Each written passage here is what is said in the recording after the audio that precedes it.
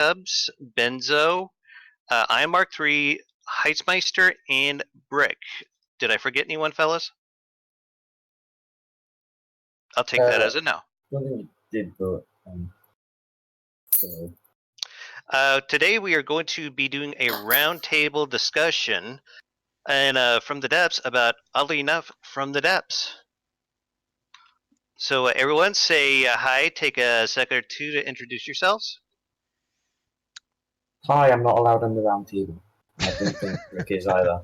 And that's why you're not allowed at the roundtable. Feels bad, man. Hi, I don't have an identity. I broke my poster. I'll come back to me. I think I can fix it. He mutes himself a lot. Oh, no, that's the wrong one. Ah. Just so you know, I'm actually streaming this as well. Oh, they're in the... Oh, you'll get posters as well. What's that shit? I'm just some random dude who enjoys From the Depths. Nothing more, nothing that is our resident German, Heitzmeister. The brute forces are here. Are we just introducing ourselves, or do we actually give a little background of what kind of things we do on From the Depths as well? Well, I think my first question I would like to pose for the group is tell us a little about your start in From the Depths. Who would like to start us off? Well, I'll go if no one else wants to. I'm still setting. Who's been here the longest? In terms of playtime, or well, Dam's got 10,000 hours, I think. Almost. Okay, that just about In all fairness, those are like most the suicide hours. I wonder what I would put on the poster. Well, but anyway, I assume asking is not counting, Dama. Yeah, go ahead and start us off. You offered to do it anyway, so. Oh, I did, didn't I? Oh, yes. Okay. I started off in From the Depths quite a long time ago. If you want specifics, don't ask me, because I'm a bit darned if I can remember. But I actually started off with From the Depths actually as a YouTube series, oddly enough. It looked like it was before APS came out, am I correct? It was, yes. It was actually quite a while before APS. We were back in the Simple Cannons. So yeah, you've been playing this way back before I started. Wait, what were they called? They weren't Simple Cannons. What were they called back then? They were called Cannons. That was it. Custom Cannons, yes. Because I eventually learned how to make a rapid-fire, high-bore, massive cannon, and then I stopped playing for a while because not because of the quality of the cannons. But because you felt like you beat the game because you built the biggest deck that you possibly could. I beat the Deepwater Guard. That's the furthest I've ever been in That's Nessa. the best accomplishment there. Yeah, but I built a piece of wood with 6 missile tubes on it, and I was so proud of myself. Basically, yes, a piece of wood. This was before we even had beams in the game. That sounds about right. So I might be one of the people who's been with From the Depths the longest, but I've not played it as much as some of the other people here. So, So you've seen all of the iterations of the various yellow rubber duckies through From the Depths' life. Rubber duckies? On the Steam page, there was a duck made out of single wooden blocks in the ancient graphics. It was terrifying. Oh yeah, I think I have seen that actually. I never downloaded it. It haunts my dreams to this day. Okay, no, I like the angry chicken. That was fun. Oh, yeah, that's great. The angry chicken seems to have got angry last I saw it. It's not the same though. Derailed this. Well, that's my start with From the Depths. So. Okay, who would like to go next? I'm staring at Heitzmeister just because it happens to be. Oh, should I go next? I like your videos, by the way. They're beautiful. I don't understand any of it though. Well, at least how about that, buddy? You got a fan here. I do. I watched them on the toilet, but please start. I will not continue to think about this. Okay. Yeah, I started From the Depths about 1.5 years ago, I guess. Maybe 2 years ago. Actually, I haven't known From the Depths up until this point. Until a nice British guy recommended it to me. And he said to me that this would be this kind of game I would probably enjoy. Mhm. And yes, I did. I have been dangerously, well, I should say addicted to From the Depths ever since. Yeah, I Wasn't think me, my by wife's the way. actually jealous of it. Okay, this is starting to look more and more like an Alcoholics Anonymous meeting. Hi, my name's Spud Cubs. I'm an FTD addict as well. It's still not. Am I allowed alcohol? Sure, yeah. Am I Mark 3? I admit I've got a problem. Well, That's the first step, my friend. Yes. Heismeister, Jinx, you owe me a bottle. where are you No. done with your introduction, or we want to move on? Oh no, I wasn't quite finished. Yeah, and I'm sorry. about, I guess, a year ago, I thought it would be okay if I would do a YouTube series on From the Depths, since Mhm. I haven't seen that many German YouTubers doing it, From the Depths series. So I What thought, about that might as Captain well do it. Black guy? oh yeah, he did, but that was some time ago, actually. Oh yeah, Long yeah, time ago. Was still the time where we had different resources like scrap and natural and all this. Right. Yeah. Okay. I'm sorry. Go ahead. Oh, that's it for me. Okay. For the moment. Spud Cubs, you want to go next? Oh, sure. Sorry. So my first blip on the radar in FTD was, I saw Robaz do his little playthrough, and I was like, oh my god, a real-time strategy game, you build your own units. And so I built a Metal Gear for a tank competition. And it was like 60 times larger than the tank that was supposed to be the largest tank ever built. about So right. I was a little embarrassed. I was like, okay, it's time to start building to scale. That's why I build tiny units. Hi, I'm Spud Cubs. All right. Before we get started, can I just show how outstandingly professional I am for a moment? Sure. I've got my live stream up, and I just managed to start the background music, and I've got one person watching. Well, actually, two Yeah. people now. Ooh. I got Benzo, Brick, in existence in chat right now. Brick, you want to go ahead Also, I and think I'm introduce doubling yourself? audio. Whoops. Well, I can, yeah, if you want. Yes. So, my first encounter, like, yeah, it's the correct word for this, was I saw a video on YouTube, of course, with From the Depths, from the actual the adventure mode, yeah. Mhm. And I don't know how even I found it, but whatever. I maybe not disliked the game, but I didn't know what was going on. And yeah, I seen it. I just keep going on. And few years later, I saw Latrix doing a series from the Deeps, and then I got really interested. Really. Later on, I've got the FTD on as a present on Steam.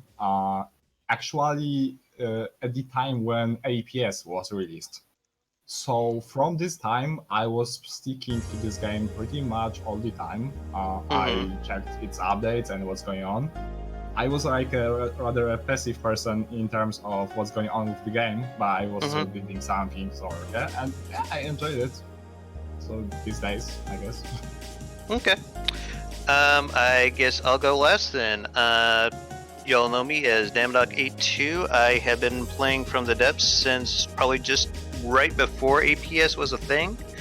I got I think Ion said about 10k hours in this. Though as I keep telling people, most of those are offline.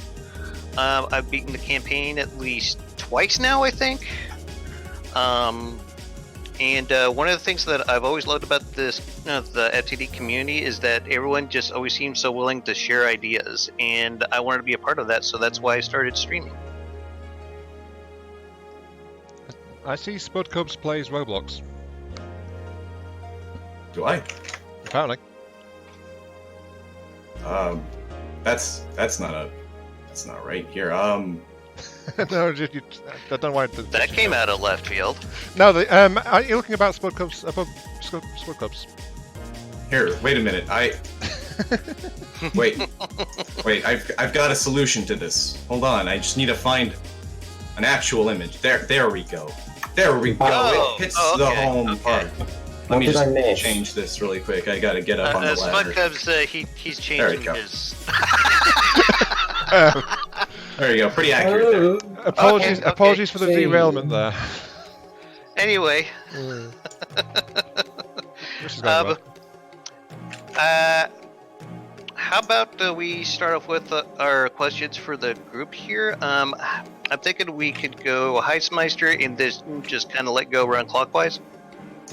One question at a time? Would that be fair? One question at a time, yes. Okay. Heismeister, do you have a question you'd like to pose to the group, sir? Yes, I do have a question. Mm-hmm. If I could just get my... There it is. Yeah, I have a question for the group. And since we are experiencing a lot of patches and fixes lately, my question would be, what kind of things would you see to be changed in the Planet Designer? Planet In Designer. the map editor? Yes, in the map editor. Oh god, What so things much. could be So improved much. or changed? That thing is horrifying. It needs a whole lot of simplification. I have seen map editors in so many other RTS games where it's a lot more intuitive. I don't have anything to contribute here because I am the best person ever and I've never looked at the map editor at all. I consider you lucky apologize. then. Oh, is it that bad? I think that's my contribution then. It's like, I'm lucky not to have looked at it. Not Oof. bad. Yeah, it's a big oof. Ooh, Yeah. That's not a good recommendation. I'm that. sure it's something that the devs will get to in time. I mean, I'm sure they got bigger fish to fry at the moment. I've touched map editors on other games though that they'd never fixed, so that's not a guarantee unless it's actually put on their radar, so to speak. I don't know. I just remember games like Red Alert where you could throw together a multiplayer map in like 2 minutes if you wanted to.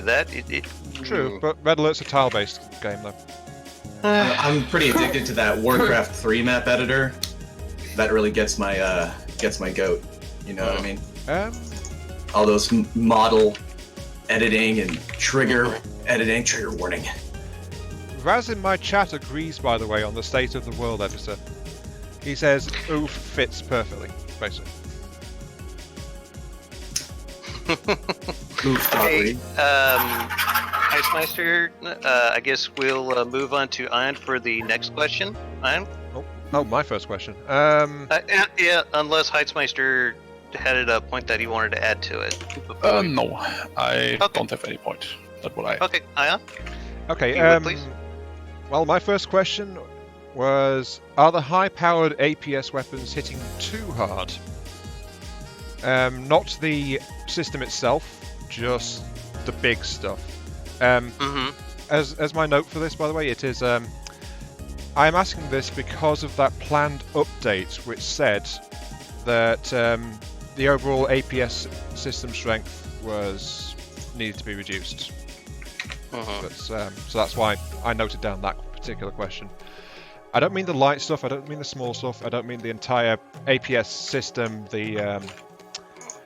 I really like the Tetris. It's got really good that, but it's like, are the top end guns too powerful? I would like to think that everything in from the devs has some kind of hard counter, if given enough thought. But that's just my opinion on the matter.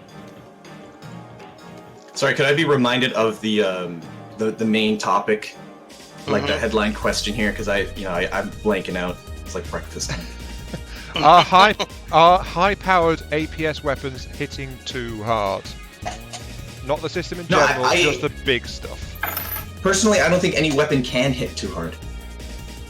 I don't think there is a limit in it. I think trying to balance one weapon around another weapon in any matter isn't right, because every weapon's supposed to have its pros and its cons. Isn't that kind of what I said, except less words? Yeah, it's, I actually floated this question to Dama when I first thought of it, and the response was like, maybe they're a little too powerful at the top end, but it's like maybe like reduce max caliber damage by like 10% or something would be a good effort to try and balance it a little bit. Not like what was being thought of in that random patch that was being talked about. Yeah, now I remember. Yeah. If it's like a small percentage, I could probably live with that, but what they were talking about, it just seemed a little too extreme to me, but I also seem counterproductive, if I'm honest. yeah. It's like, let's make the system hit less. So, by the way, we're going to make the shells hit twice as hard. Mm-hmm. That's Yeah, I remember a Wellner saying something about him being upset by that because he felt it took away from cram cannons. An additional from my chat, by the way, Raz is saying he thinks all near max size weapon systems, like really built up really high kind of thing, are kind of OP. Not at small to medium levels where they're more limited in scope.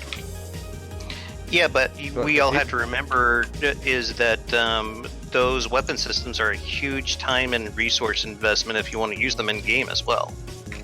It's true, but it's like balance kind of thing, isn't it? I feel like the time and resources that you pour into them is a pretty good balance mechanism to begin with. It can be, yeah. Some people don't seem to agree though, which is why they're talking about changing some things. Yeah, I think that comes to skill versus no skill. Maybe. I would. Well, I think regardless of skill, a player should be able to enjoy FTD. Skill should just enhance their experience by making them more advanced. Yeah, I can get behind that.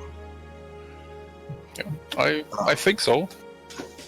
I can see why this is a valid point.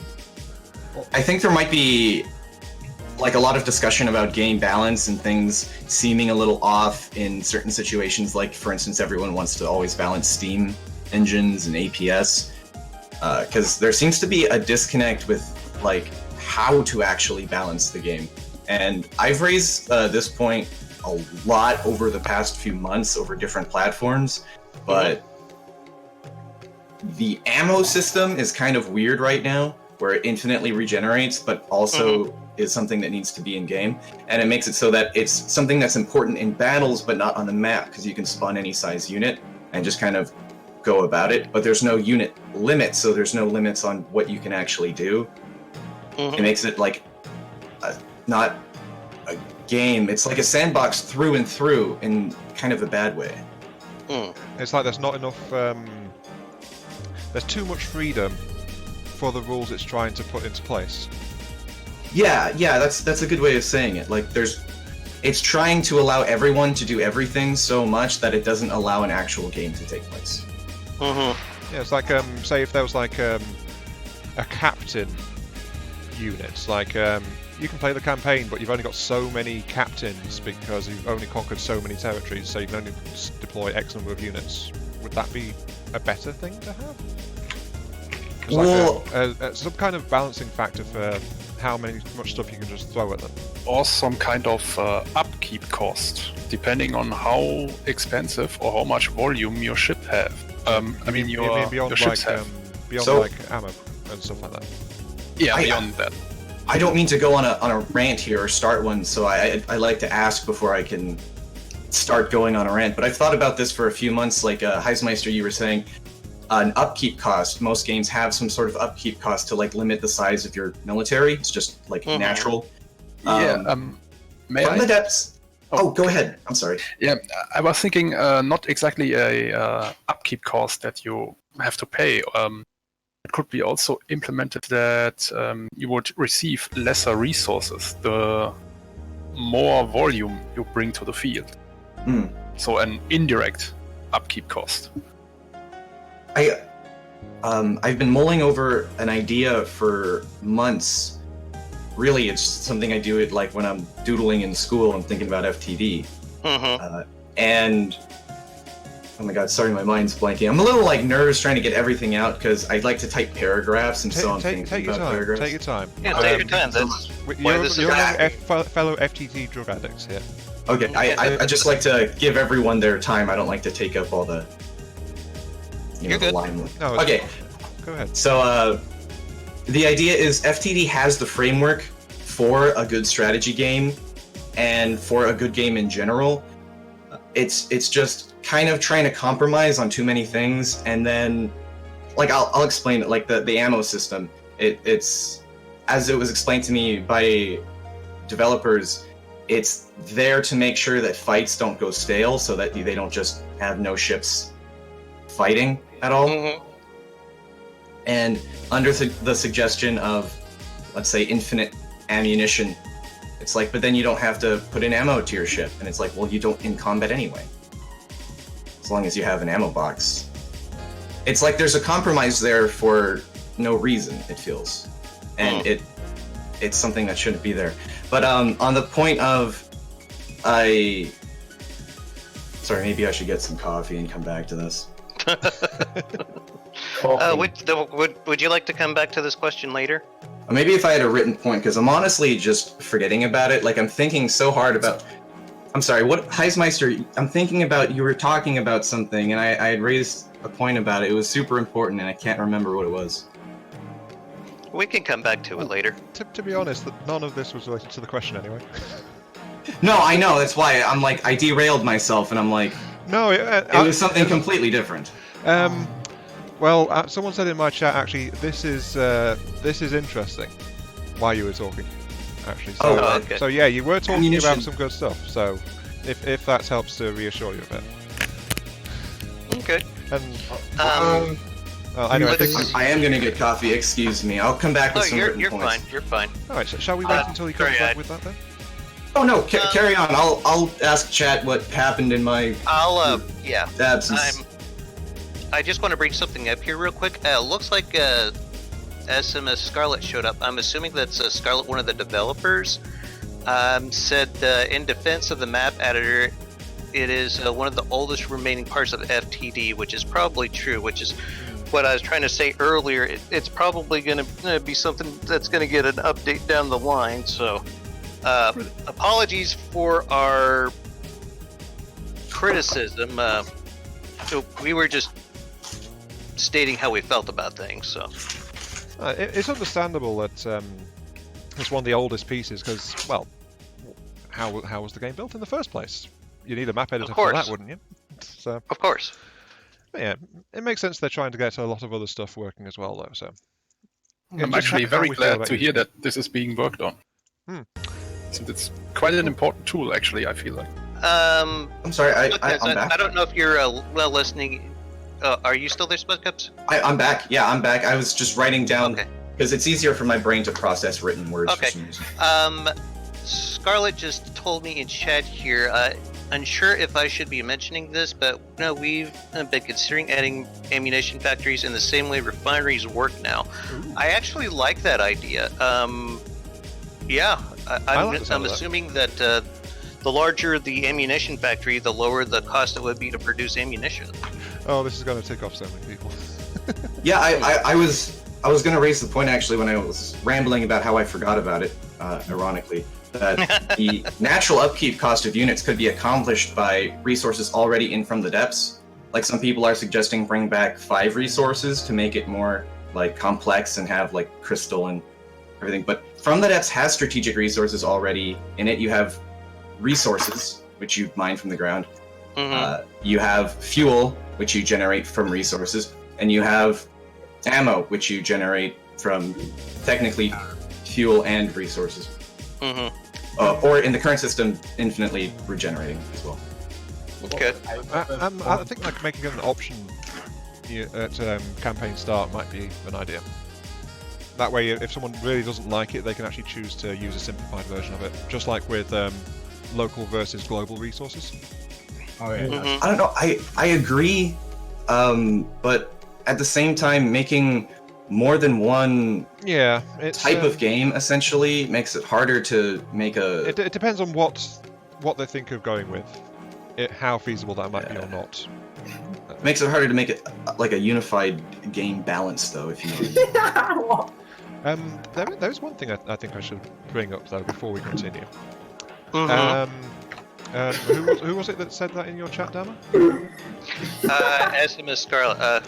Who's laughing there? Is that Benzo? Sorry, I watched a shit post on YouTube. Oh, okay. Anyways, go ahead. Yeah.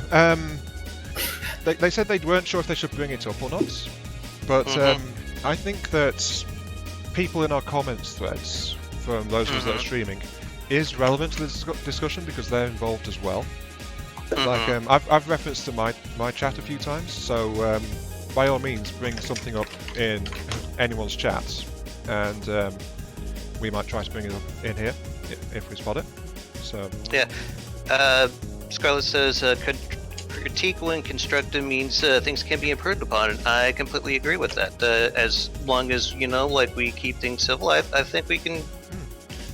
It's the difference between move right along. Difference between criticism and constructive criticism, isn't it? Yeah. Which, by the way, while we're on that, I feel like I owe someone out there an apology. I probably said some things to Draba that I could have been construed as probably being a bit of a jerk, and I want to apologize. I still disagree with what he wants to do with APS, but the way I went about expressing those opinions, I probably could have done a whole lot better. So I just wanted to get that out of the way. No, you're stepping up and you're saying it's in audio recording, so yeah. So if you're listening, sorry. Okay. I'd like to be back to the original question about the APS hitting and the child size, let's say so. And I think, that's my opinion, but could you gentlemen pardon me for just a moment here? You just go on ahead without me. I gotta mute for a second. I found it like all the, not only APS, but crams, and actually maybe missiles not so much, but let's say so, crams, APS, and lasers, when they big, fat, squeeze, like they should pump up really quite high DPS, yeah? And I kind of find it underwhelming even how APS hit, like with 500 millimeters. They should do devastating work, yeah, shouldn't they? And they maybe do, but not always. It's not like up to the shell is bad. No, I mean, like if you have a 500 APS or it's 2 meters of a shell, yeah. So it's a big boy. It should destroy everything. And I have no idea why people just for sake of, I don't know, maybe making things less OP to make it weaker. I don't find it maybe not realistic, but yeah, as I said, there was a mention already, the thing you cannot build as big as you want just because your resources is a constraint. So why would you limit the DPS or anything in the first place? Because you have already other restrictions. So this was in reference to my original question, wasn't it? Yes. Okay. Let me just clarify one bit though. It's like if you don't have much to stop a high caliber round, then yeah, high caliber rounds break stuff. I don't have any problem with that whatsoever. I just wonder if maybe they hit a little bit too hard. No, I mean they shouldn't be nerfed. They, in my opinion, they even might be a little bit like they are underwhelming right now. In my opinion, a little bit. Okay. But in my opinion, in first place, like for example, you're getting few resources, yeah? You're getting constantly resources. In first place, you're getting probably too much of them, in my opinion, like per second in general. And the second thing is, as the actual diplomacy things goes in the game and all the things happens, for example, if, let's say so, enemy sees you, you're growing in strength, you're getting more and bigger vessels, anything, they should like team up and fight against you, like not only when you're attacking white white players and the lightning hoods can join to fight you. I mean, it should be on a global scale. So almost, if you like, for example, progressing, you're already having for your own half of the map. Why the other teams shouldn't team up, stop fighting, and go against you? Just because you can have so big vessels, so many resources, like it's kinda, and then a big weapons would be totally viable because you're going to have to fight against many opponents, and they should hit hard. Alright, I am back. Sorry for that, gentlemen. The Exterminator had to come by and there wasn't really getting around that today, so yeah. Yeah. I don't know. Apartment living. I agree with my mention, but What are you talking more about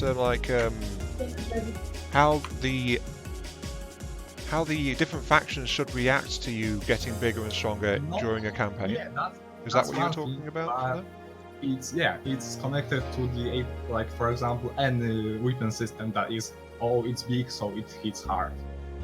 Yeah, that's something different though, and I don't know if there's any plans for the empires to have an overall AI like that.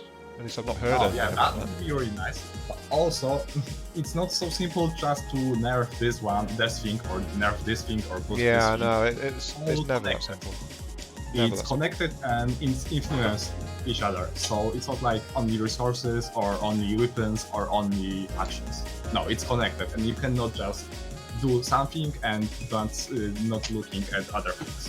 I mean, I really think the solution to all of this is to make ammo not infinite, like I think you said Scarlet had said in the chat they're working on. Yeah. They were thinking about they're doing talking it in about refinery ammunition style? factories. If they were to do that, Yeah. I think it would fix all of these problems in the game about balance. Mm-hmm. And it's because I'm a little more sane now, and I could think that when Heismeister brought up upkeep cost, I was remembering that if you were to make ammo something like fuel, you'd have to produce ammo and fuel to upkeep units. Think about it right now as try to spawn a battleship in campaign. We can do it right now if this were campaign in our little starting fortress. It doesn't matter how big the ship is or how much guns it has or how big the missiles are, because we could fire them if we have ammo boxes. If we had to generate the ammo, like every unit of ammo costs us some unit of, or some number of resources, then it would cost to upkeep that unit naturally just to fire its weapons. So smaller, more efficient units would just be better for the early game. You can make swarm units in the later game, and then having a capital ship and a larger fleet would be something that would feel good, and you would actually have to have a very large economy to do so. And then the factions, you don't have to make bigger and bigger units because there would be a capacity to how much economy can be had on the entire map. That's true. Well, what if, I'm just throwing this out there, what if they nerfed the amount of ammo regen and added the factories? Like maybe brought it down maybe like by... Any ammo regen would be bad. No, even if it was like 10% of what it is right now. So the fact that it exists is the part that's making it in a variable of infinite value. Let's look just at the example of a battle, yeah? Two teams are fighting each other, and but all the vessels are out of ammo. What are you doing then? And also that would be really good that would have a really good connection with not limit, like you can flee from the battle and not lose the vessels, because then you could resupply yourself or flee. That would be a brilliant option. Or make some bombers, long range bombers to attack and go back. So I think still, for example, my all units relies on ammo regeneration. Actually, that's kinda dumb, but yeah, I do it. And if there would be the ammo capacity per box would be increased, like, I don't know, let's say so 10-20 times, ammo regen would be dropped to 0 or really low numbers, I would accept that, and that would be like a realistic thing and wouldn't make the game like if you would stop a battle because you have no resources to continue, then it would really help. That's why it's still there, I guess, the ammo region. Yes, that's a point that I saw that was brought up in a Reddit discussion. Yeah, but when connected to you can leave the battle without losing the actual units, the ammo region wouldn't be necessary. Yeah, there was an idea fleshed out among my YouTube comments as well about a localized battle area. Yes, I'm really I'm addressing saying to this thing exactly because that is one of the best things which can make this game a real game, an RTS actual. And yeah, I would like to continue on that later, not to bring here right now, but that's really good point. SMS Scarlet had basically the same idea, was to slow the ammo regen down too, but that way so there's like never a true stalemate. But maybe, I don't know, just an idea I just had that I want to pitch to you guys. What if you had an option to remove the craft when all the ammo is depleted, like zeroed out completely? After about a minute, you have an option to pull it out of combat, no questions asked. Yeah, blockades don't really make much sense. Yeah. Just in general. Since it's only you who can be blockaded. I think if anything, there should be instead of the blockade system, maybe since they're doing this new dynamic campaign AI, make a what would it be called? Like an AI maneuver for them to go around your fortress or units to physically blockade it, but make it so if you like enter. Yeah, but like an actual blockade, just surround the thing. Oh. But if you were like trying to get resources out to your units, let's say they would raid your cargo, whatnot, and instead of a blockade on proximity system, it would be just battle on proximity. So Scarlet wants to follow up her comment with, so there might be a natural cap of 1,000 ammo, even if you have a 1,000k ammunition capacity, you only ever regen up to 1,000 slowly on its own. Oh, okay, I think I see what Scarlet's saying here.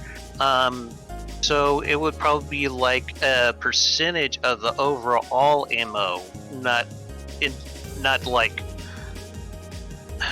I'm trying to figure out how to word this. I think what's being said here is the ammo regen would be done up to a point and then no more. So what do you think on that, Spudcups? I don't know, any ammo regen would make it so that you're still regenerating ammunition as your primary source of ammunition, and then producing ammunition through resources would be a general boost to your effectiveness, instead of it being that you have to rely on it to be able to even fight. Okay. I'm just curious if you'd have any thoughts on that idea there. Yeah, I'm against it. Okay. That's fair. I'm kind of neutral towards that one, if I'm honest. It's like having some might be of use, but Spudcup's concerned about like having the craft relying exclusively on that's also something to be wary of if it's going down that route. So, but personally, I just want to get my hands on the ammo factory and have fun tinkering with that. Is that wrong with me? Oh. No, yeah, that'd be great. That'd be great. I can see that ammo processors would have a very important place in this scenario. Can I bring something up about possible ammo factories? Just something that popped into my head that I would just personally prefer it to be like the fuel refineries, because I know the devs like to make things nice and complicated and make it cool. But it shouldn't be as complicated as something, let's say, steam engines, because steam engines have a right to be complicated, but if you're making ammo processors, ammo refineries, it shouldn't be like make a conveyor belt and like the stampers, you know what I mean? Like, you don't have to make every I'm just part talking of like the thing. you add parts to increase production or increase efficiency, things like that. Kind of like the refineries are. I think in those terms, that would be perfect. If they made it big and heavy and not able to be on unstable platforms like the fuel refinery, it would have a great benefit of promoting fortresses and buildings, because you could more easily produce fuel and ammunition and then more easily protect them. There should be more land on Neater for that to actually happen, because we really only have Erwick and Fishbone. and then nothing you else can is really also- flat. You can also like build like a platform up from the bottom of the ocean, but just throwing that out there. Yeah, that's nice, but I'm there's a lot of ocean to do that with. That's Yeah. Fast question from my chat. Hertzmeister, do you have your own YouTube channel? Yes, I do. Is it just the same as your display name? It's just the same, yeah. Well, Just there click on my you go, name. Jason Standella. Hertzmeister has his own YouTube channel. Yeah, sorry. There you go. So where do we leave off with the discussion? Whose turn was it? It was still on me. I love how much this has come from just me asking a single question about APS. It's a good conversation when you know it. Yes. Yeah. Can I just make one quick clarification? I'm sorry to interrupt you. go But ahead. SMS Scarlet said before I research Scarlet's name, this is Ria, by the way. So I just want to make sure that it's actually the developer Ria that we're talking to, not Scarlet. So I just want to make that clear for everyone. Hi, Ria. Hi, Ria. Hello, Everyone Ria. says hi, Ria. It sounds like diarrhea when you say it like that. Don't say stuff like that. Okay. Well, just if think Ria put diarrhea. up to this point, I'd like to think they have a sense of humor. So Yeah. continue. I'm sorry, Raz, as well. Raz is actually, well, you know how vocal Raz can be sometimes. Oh, yeah. My chat's full of I can be Raz the talking same about way. things. It's just that I've been listening to other people, so I've not been butting in at all with that. Mm-hmm. He had thoughts on how APS seems a bit too powerful compared to other weapons in the high end of weapon performance, because it's like they hit harder than almost any other system, and they are also hard to defend against as well, which is why I think they're a bit too powerful. They scale almost like lasers, meaning they become very, very powerful once you put a certain amount of resources in. And then he had something about all craft should be rated by their combat power, like surface versus air versus subsurface, and that their difficulty, in quotes, basically only depends on combat power per cost as a possible way to measure the relative But how would effectiveness you- of designs. How would you measure that? I mean, are we talking about player-made craft, or are we talking about campaign craft? In general, I think it is. Okay. So Like, you'd how have- would one calculate that? I think it's like I'm rather than assuming some kind of a a single DAC combat rating. account, or Yeah, basically, like this unit is really good against aircraft, but it sucks against boats. You know, that kind of thing. I think. I'm generalizing a bit because I don't want to try and drag this back down again into my own question, because we've got this far and we've only had a couple of questions, basically. So it's like, you know, you make a good point. I'm aware of. These have been very interesting derailments, but basically we have derailed quite thoroughly. if I'm That's fair. being quite Okay.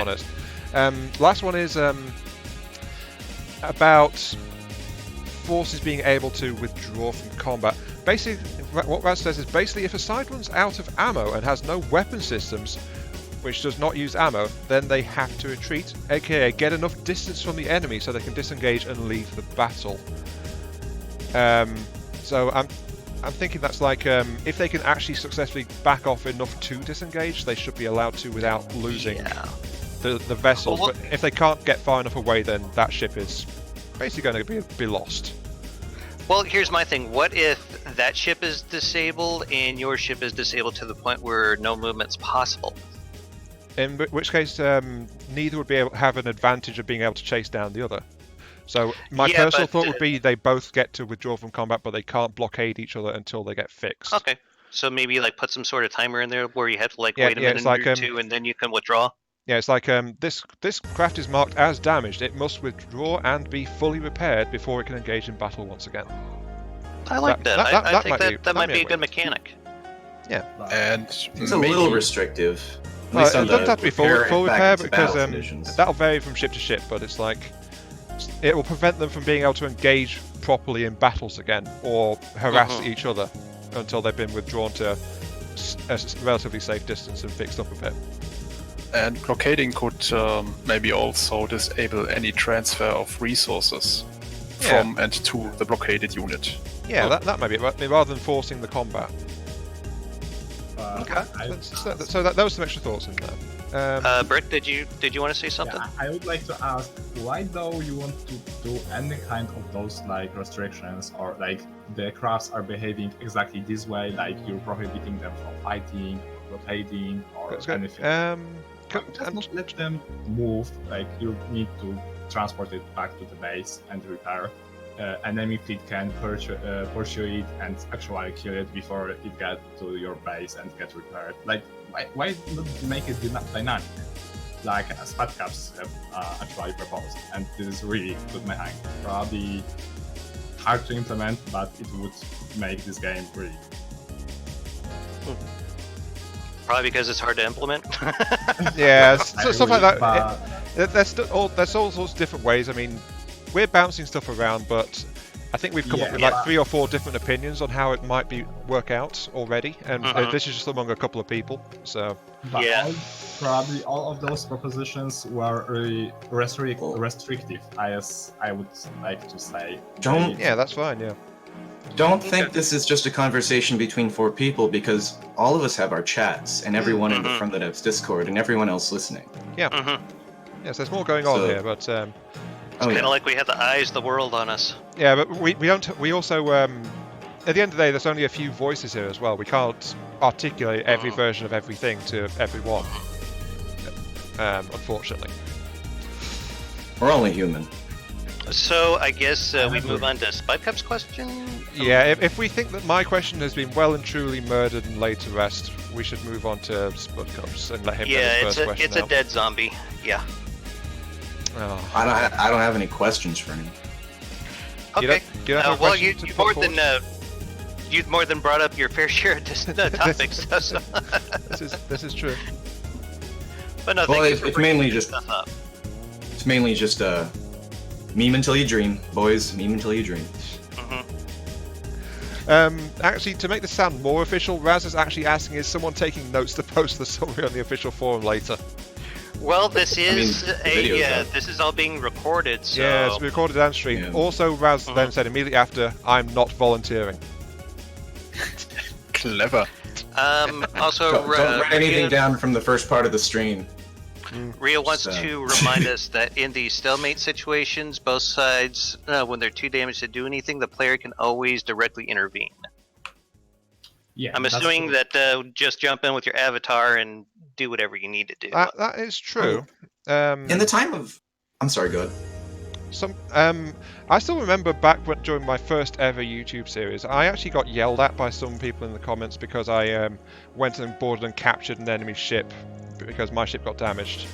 And I basically I scrapped it for lots of resources. So it's like, I think that's another one of those things that some people like, some people agree with, but some people don't like how it can be used and or abused based on what their opinion of that might be.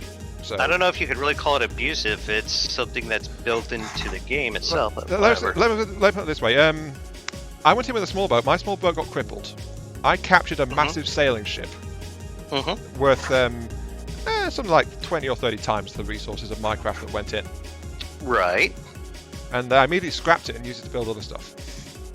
I see no problem with this because that stuff happens in real life all the time. But the thing is that stuck with me because I still remember it even now, and this was easily like 4 or 5 years ago. So. But you also have to remember that was your playthrough. I mean, you do it however the hell you want. Oh, I'm always winnable. Go ahead. I do have a question here, actually. Okay, go ahead. Go ahead. Are you all aware of Nick's recent forum post about commendations? Commendations? No, could you... In short, Nick had suggested... he wanted people's opinions on this. He had suggested some sort of system for making accommodations where you can, in combat, buy more ammo or fuel or reinforcements or taunt the enemy for more enemies to fight through kind of like you just kind of have points and you spend them kind of system. Influence, you mean? Yeah. But in a way of like directly purchasing from points. How would you get said points, though? I guess would be my first question. I mean, that's kind of on Nick. We can pull up the forum post and have it explained. Could go with. But go the route of like having like a neutral trade faction, like you spend a thing, a neutral ship flies out and gives you the stuff, and then just disappears again. What I wanted to raise about the Nyx commendations though is, do you guys use your player skills or like actively? No. Because that I would be thought the that's commendation. probably where you were going with this. Yeah. Other than the minigun and the grenade launcher, I guess not. I don't Maybe use I device- pretty much put all my points into like mechanic. If it was more invested in like the player upgrade system, where upgrades were something you were encouraged to do more, and maybe if your levels reset per campaign, so it wasn't just more experienced players have more abilities, it was like each campaign you work to get what you have and you get better off of it. And if you do it like that, you can have like more ammo regeneration, so better economy. I mean, I think we already have things like that though. Oh, you mean the ship-wide missile upgrade damage. system? Yeah, we have skill points that we can allocate. I've used those. Instead of commendations, if we just made those more important and made them like per instance, as in like per PvP fight, per single player campaign. So you're essentially basically that system's already in place. It just needs to be reworked. Yes. I agree. Yeah, that I think I'd be interested in that. One thing though, actually, sorry, I'm bouncing back a little bit. It's like using your characters to capture a ship. I think like I would like to see some ways for craft to actually be protected against hostile players wandering over to them. Like some kind of like onboard defense or something. Like there was those old plans to have crew on ships at one point. The NPCs I think took up too much computer processing power, so they were kind of just scrapped. Maybe And just they like were super a small defense turret or something that you could install in a vital area to stop someone getting, well, resist someone, not stop them. I would ask them for two options. One is just main weapons, and all the weapons actually would track the player and trying to shoot it when there's no major enemies. And if not this, for example, just get rid of the player character in the first place. Or make it that you're not able to capture enemy vehicles. I think this is important and controversial to talk about, and I think we should hang on the topic of Rambot, because maybe we should. Because although it's a little more like free look with weapons with how Rambot works right now, it shows that From the Depths has the potential and the possibility to be at the same time an amazing strategy game, an amazing creative building game, and an amazing first-person shooter game. Yeah, but I don't see this the first-person shooter part. Yeah. If Rambot was slowed down, maybe wasn't like so godlike. If you were like walking speed, you know. Okay, but what would be its what you would like to achieve with it? Because I don't see any particular reason why. What would you like to do with it? Well, let me bring up that before 5 resources was removed, it was kind of more along like you would be able to see it more as a first-person shooter, because AIs were a premium. Crystal was expensive, and to create AIs and shields, you had to save up or really wait and grow Crystal, although you had the chance of being attacked if you did that. Yeah.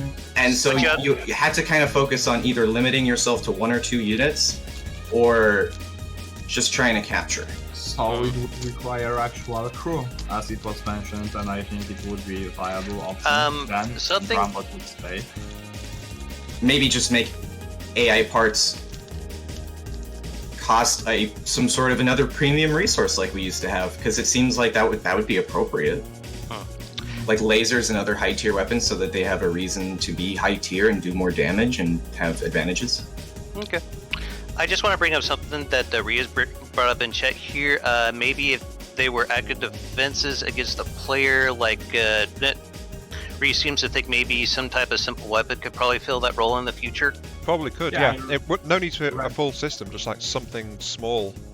Like, I was just thinking of like taking the mannequin and like give it maybe an SMG and call it a day. You can even that'd be absolutely wonderful. What do you guys think about the mannequin being a selectable player model, and maybe like for a game mode, like if you don't want to be godly Rambot? I miss the Well, copter I bots. think. Yes. Yeah, I like that one a lot better than Rambot. I have to say, I miss What? Scuttlebot. What about the blocks that were supposed to spawn in the enemy, maybe crew members? Yeah, is it like this? They would just wander around the ship and try to shoot it at you if you would be in close range, and that's it. If you guys remember, old NPCs used to actually get into turrets and act as the AI in the absence of an AI. But they wouldn't have to be as an AI replacement. They would just try to shoot it. At you, that's all. Yeah, it's just a cool addition. I was also thinking maybe controllable security cameras or something like that. Just a small, simple weapon type thing. It wouldn't be too hard to do. I think the infrastructure for security cameras is already in place. Yeah, we've already got camera modules in the game. Yeah, exactly. It's wonderful. On the guns that Rhea put into the simple weapons, what do you guys think? Because I think they're a little too complex for FTD, a little too creative, limiting. How so? Yeah, how so? Like the plating on them, the style, the chairs on them, the putting a turret on the actual simple weapon. I understand they are simple weapons, but it kind of removes the ability to do them your own way. Well, I think the nice addition, just a disable button to make it move or not move, that's all, for now. Well, you always have the option to use them or not. No, not the option to use them or not, but to make them static or allow them to rotate. Okay. I'm a bit confused by talking about the simple weapon category, because it's like there are some complex stuff in there. Like, I'm really getting back into drills at the moment. And by the way, I want to thank the devs for the recent update to drills, because whatever you guys did to make them actually not snap themselves in half, they are looking a lot more viable to me at the moment. So, awesome. I'm really I know enjoying you were talking that. about that the other day. I'm going to make the old death roller from Red Alert. It's going to be fun. Nice. I actually got one working as well. And then it chewed through a massive enemy ship, so I'm happy with it. Someone is happy. Yeah. What can I say? I've never quite given up on drills the way a lot of people have, and so I like the recent change where they actually work now. You know? I look forward to your next drill ship build. I'll try not to keep you waiting too long on that one. Okay. Where are we at in the discussion then? We kind of went off a tangent again, I think. In a good way again, I think. Spud Cubs came up with a question. So, Spud Cubs, did we discuss your question adequately to your satisfaction? Oh yeah, it was just, were you guys aware of the commendations? Yeah. Okay, so that means it's Dama's turn with a question. Did Brick get his turn though? What? Brick? What? Did you have a question that you wanted to pose to the group, sir? Before I go? Well, it's just the general discussion about making this game more of RTS style. Like, it's supposed to be right now, but it's not, in my opinion. And I would just speak about, again, the ammo regen and the how battles are actually made right now. But I guess we can leave it for later, because it's a big thing and it would change the gameplay actually quite a lot. So maybe let's shoot through the smaller questions and be back to it later. So you're saying that basically you just want to see overall improvement to the strategic map AI? It's not an improvement, it's a big change. Like, let's put it this way. Okay. Oh, yeah, we can come back to it if you're fine with that. Yeah, because like it's a big thing. I rather think let's end up everything else, because this will be rather a big thing. Okay. Sorry, I'm like then yeah, I guess I would. It's my turn to bring up the next question. So I guess my next question for the group is, what is something that you would like to see added to the game the most? Hertzmeister, let's start with you and we'll work back around. Okay, you might be surprised about this one. Actually, may I name two things that I would like to see added? Sure, why not? Okay, one thing would be a. You all know the gravity compensator, right? For APS that simulates gravity. I would like to see a component for APS and cramps that simulates increased gravity to finally use some high arcing weapons. It's just an odd little thing I'd like to see. So something you could like slap on in the fuse box? Yeah, something like that. I mean, your shell doesn't go into space, just moves in a high arc. Oh, I'm sorry. Are you saying that for crams? Yeah. For crams and APS, yes. Oh, yeah. Sorry. I didn't hear the cram bit. I was like, what? And my second thing I would like to see is another odd one. That's contrails for jets at a high altitude. Like maybe 300-400 meters plus? Yeah, like 500 meters and above. Yeah, that's high just throwing altitude out for numbers. us, but That custom jet engines and maybe the small simple ones and big simple ones just produce some white contrails. That's all. Okay. And they, of course, could be toggled on and off, like the bubble trails in water from planets. Yeah, that's something that I think could easily be implemented. I mean, they already do that with the missiles, so... Yeah.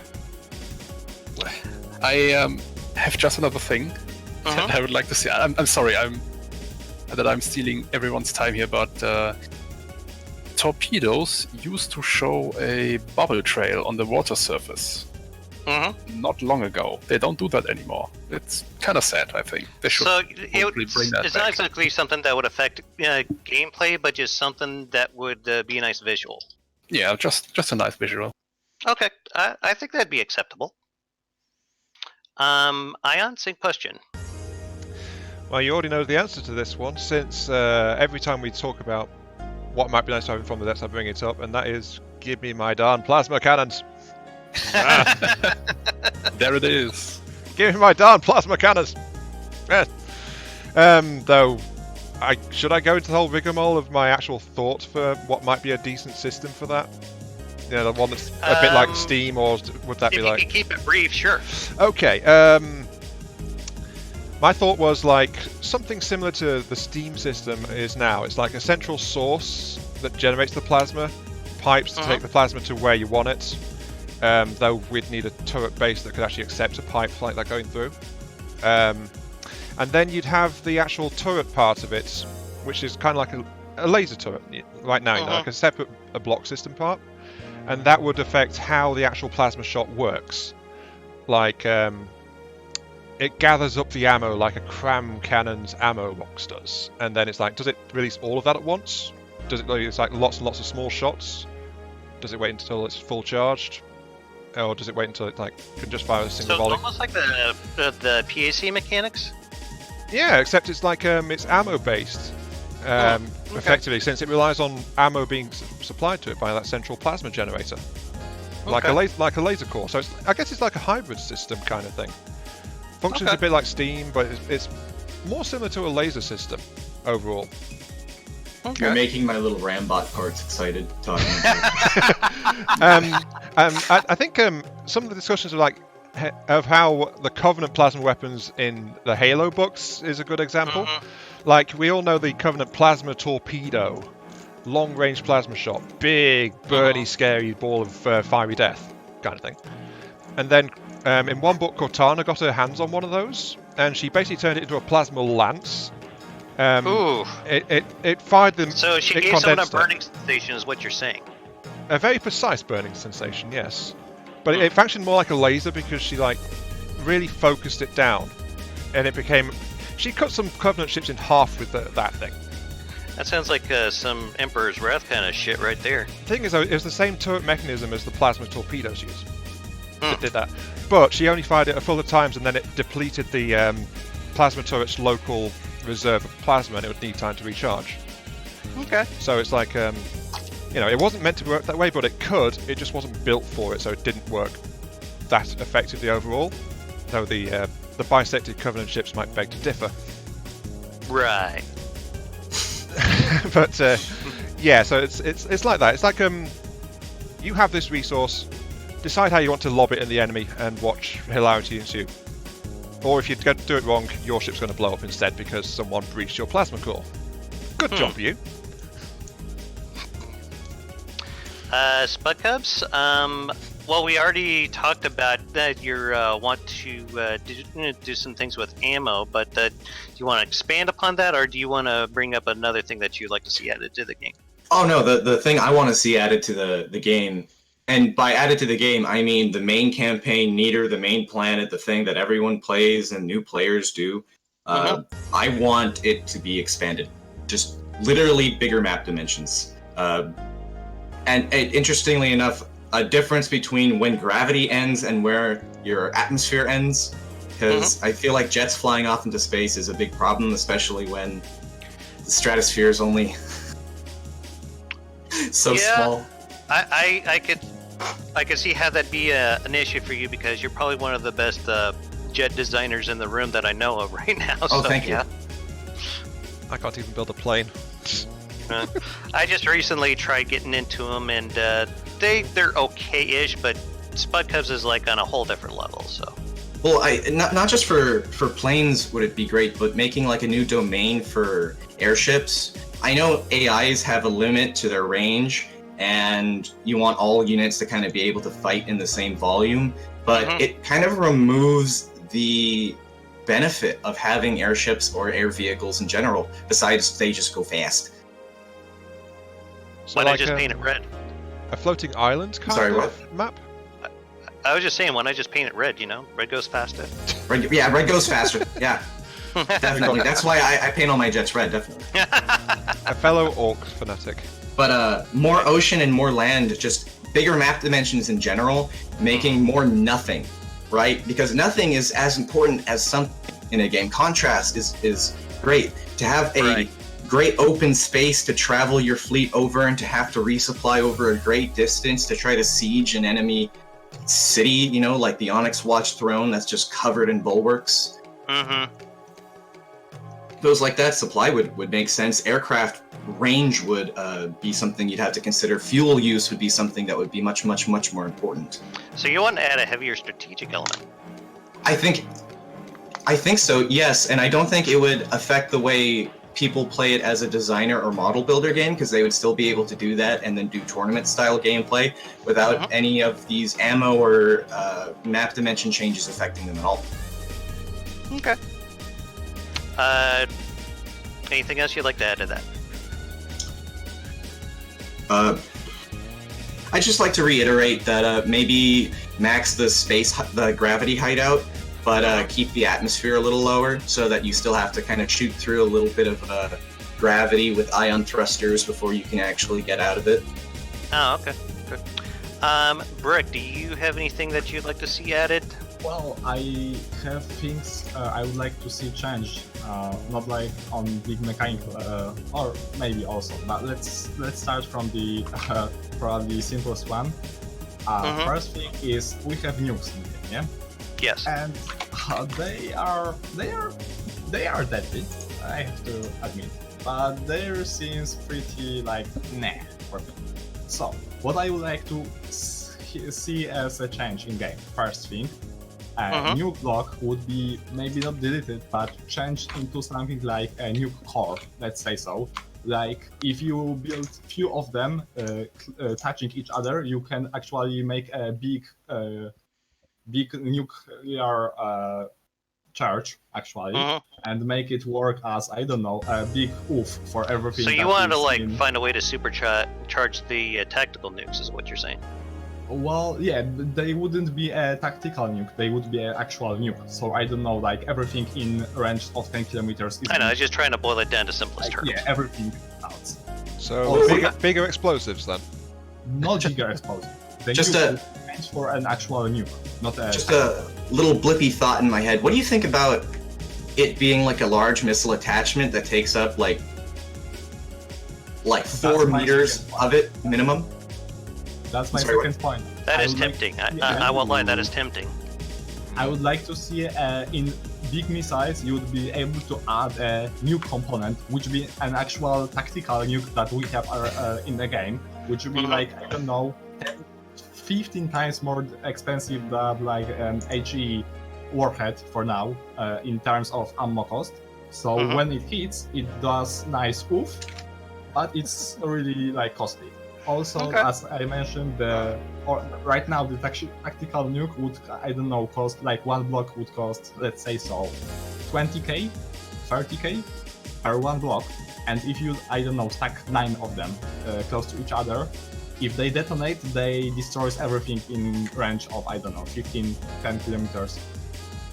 That would be. It sounds like a great idea for a mod, actually. That would solve the problem of the delivery system as well. I just hope the safety still works when they haven't been launched from the tube yet. Yeah, but I'm like saying we have right now the ICBM from the extension, yeah? So those nukes that is carrying right now would be changed for this idea. You know what I mean. The second thing is prop size. Oh, I hate how it works right now. Like, you have 3-meter thing. Okay, that's maybe not big in comparison to, I don't know, a few 100-meter ship. But like you see 5, 7 meter, 9 meter, the power-based propulsion system, or maybe add something like for a steam-based, something small that needs to take the power from the overall power from your ship and can power the propellers. So 7 and 9 meter, maybe 11 meters props would be a thing, and they would make a big kick because right now they are like I don't know. I need to stack 50 of them to make my ship go any reasonable speeds.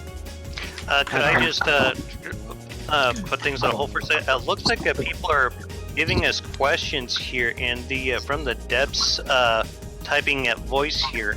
Wait, what? Yeah, people are like typing questions in the typing at voice in the Discord. Well, I've actually picked up an extra question from Razul in my chat as well. I was going to mention it in a little bit. So if anyone wants to like respond to those, let me know. Yeah, I will respond to everything right now. Yeah, go on. Well, the first thing Flyant says here, I think that's one of the keepers of the lore. Yeah, or something like that. It. Well, I guess if you can spend for one vehicle like as costly as one battleship that I don't know costs, let's say so 500k, and you can wipe out almost everything from existence in close range. Well, but it's easy, like let's say so, relatively easy to shoot down. Then, well, it's like everything or nothing. You can take it down with, I don't know, fighters, a lot of AA, anything, and that wouldn't be so hard to counter, but if you wouldn't defend against it, it would hit hard. So kind of like the nukes in Civilization 2, where like if you didn't have the like the laser satellite defense, your city would get nuked? No. I don't like to make like a new one block thingy existence. I want to, as you have right now, ICBM from Great Talons. Just those nukes, nukes blocks that are in, they would be converted to, I don't know, like 1 meter actual block, one by 1 by 1 by 1, like 1 meter by 1 meter, 1 by meter. And it would make together it would make stronger charge, and also it would be like maybe not loaded, but actual production of uranium and plutonium takes a while. Yeah, so for example, it would be a new resources that you need to produce, and it waits a lot, or you need to wait a lot of time to make it. Okay.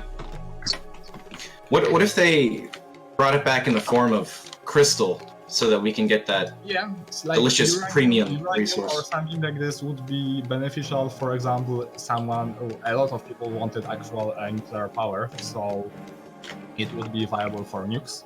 That would takes a long time to prepare, but it would destroy things. And also, it could probably power something, because of nuclear power. Also, the third thing, I have 6 things to change here. atmospheric. Can we like do? All right, give us the next most important one on your list, and then we'll probably have to move on. Okay, so the most okay, so Spatcaps have said about atmosphere. I would like to make 10 kilometers high, so jet things would be viable, and gravity would scale just like we have gravity here, and it ends. That's the first thing, and air thing like would be more denser the lower we are, and yeah, just Okay. like this. And the actual thing I want to mention is the actual physics, like on the missiles, are applied only when you have no fuel left. Yeah. What about making? I know the more calculations involved, but actual physics would be applied on a missile all the time. But you would have like, I don't know, the actual motors would take 5 times less the fuel, use 5 times less the fuel, but it would have encountered the drag all the time.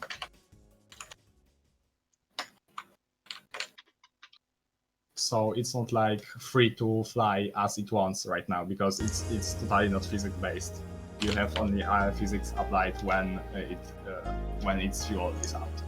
Well, I don't think it's that the physics are only applied when the fuel's out. I think it's just that there's so much drag in the atmosphere that as soon as it doesn't have any thrust, it just... Yeah, it feels like soup all the time. Yeah. Yeah, but Well, it doesn't the feel game like is- soup right now. The game is soup, so that airships can be easy to make. Yeah, It's but like- as I mentioned, it would be for missiles, not for like airships. Airships have already their own physics. Yeah.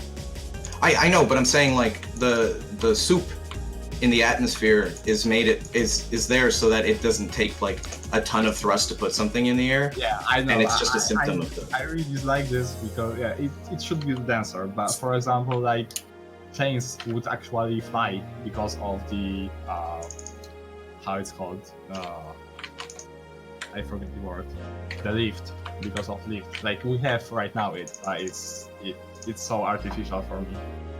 Yeah, I agree with you. Yeah, okay, so let's move on because yeah, I'm taking a lot of time. Oh, don't worry.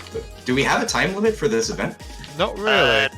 No, Oh, okay. Then don't worry about it. But it's like too much. But a lot of people here, though, they're like over in Europe, so it's probably a whole lot later for them than it is Well, for we us. have, it's 8 right now for me, and then like it's someone added walls. Okay. Yeah, I think someone's been improving our studio area here. Yeah. Okay. I got So an idea I'm not- who, but you know. Should I continue on? You don't hear the- anything. or- Yeah, that's fine. It's fine. Look, Never mind the man behind the curtain.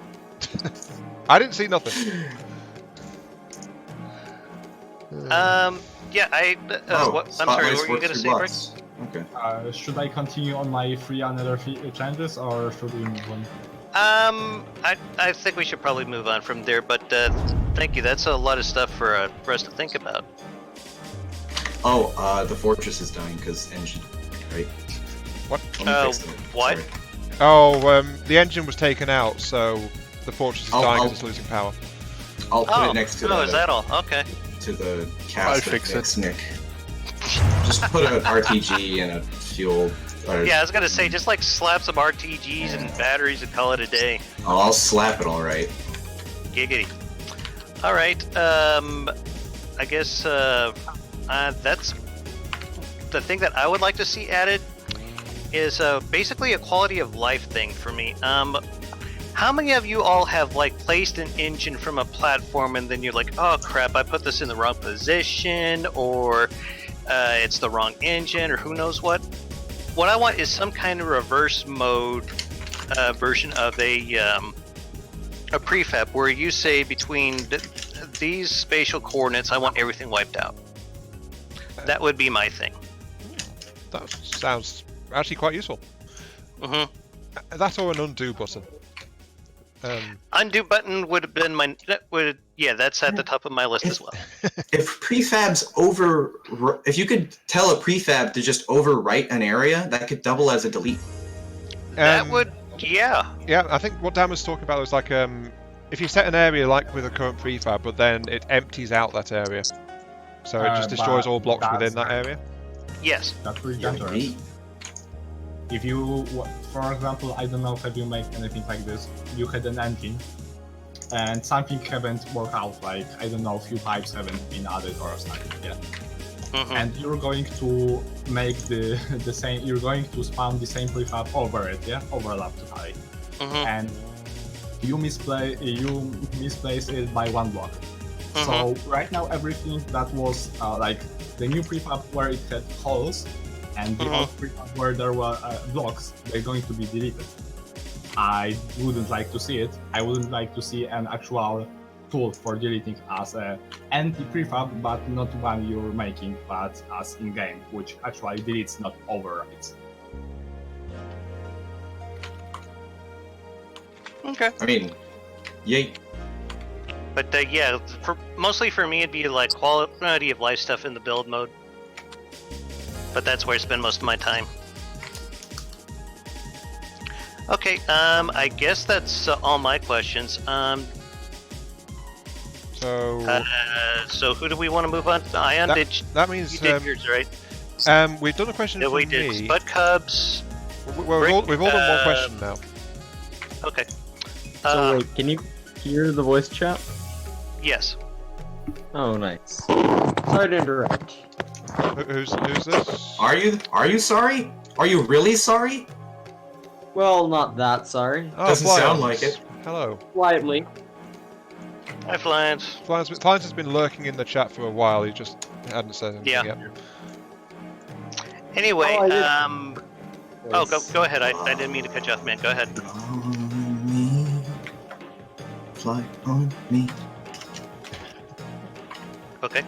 Anyway, Heitzmeister, what is the second question you'd like to pose to the group, sir? Wait, wasn't Flans asking something? Yes. I thought he was, and then he went quiet. Flans, do you have a question you want to throw at us? I mean, I have an older, small comment more. When you guys are talking about nukes, that did sort of exist through blueprint modding, and having seen what something a fraction of the size can do, there's no way that can ever be balanced. There were nukes that we built that could vaporize anything within about 700, 800 meters, and there's just no way of balancing that. Either it costs too much to ever use, or it's a game button. And what would keep you from like completely spamming a position, with nukes and just like utterly turning it into a glass parking lot? No, I mean, it would be so incredibly blatantly overpowered unless you made it cost so much that it couldn't ever be used, in which case, why even have it? If it costs a lot, it would just cost a lot. Well, there are things to consider. No amount of money that it could cost that would balance it out without making it unusable. No, so there's a way to make it balanced. One thing is a cost that is high, not million resources would be somewhere in the range of what is balanced, but at a certain point, just build a big ship and steamroll everything manually.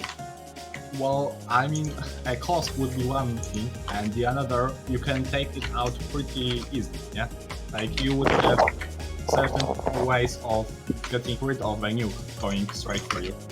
And if you can get rid of it, and enemy had like spent quite a lot of time and resources for it, he'll probably not try to engage with this type of weapon and gun. And if you haven't prepared for it, you're going to get wiped out, yeah? For example, like your entire fleet got vaporized.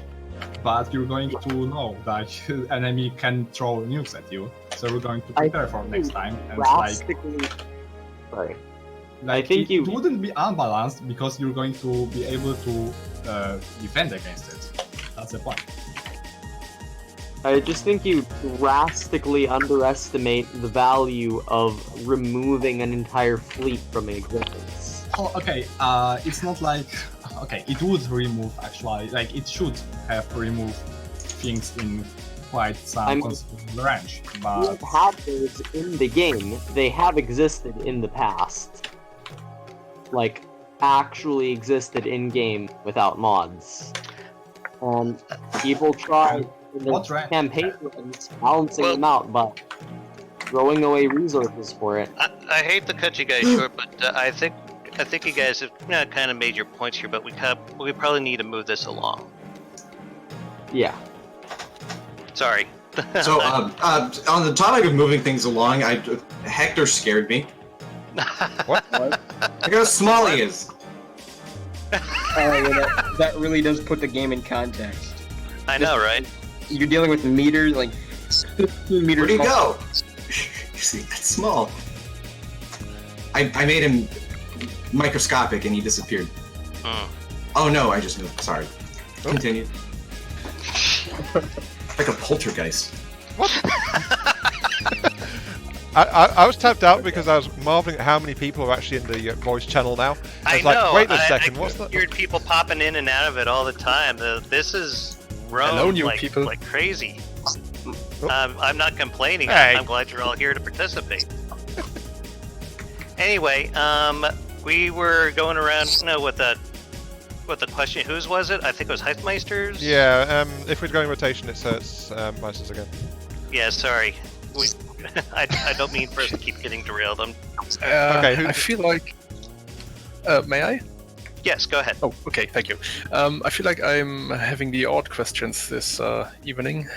Mine is again about the planet designer. Mm-hmm. Or the world generation in general.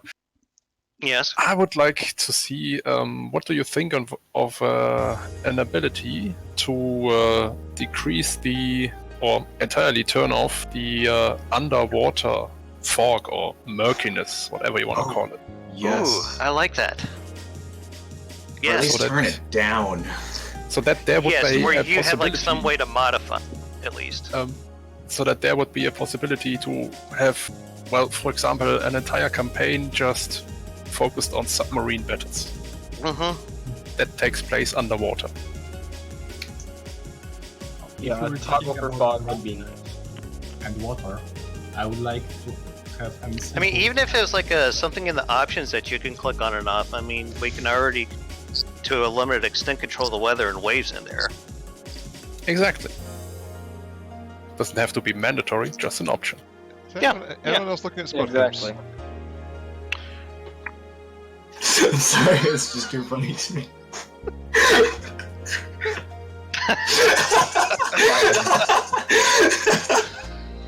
That's been there for like the last minute.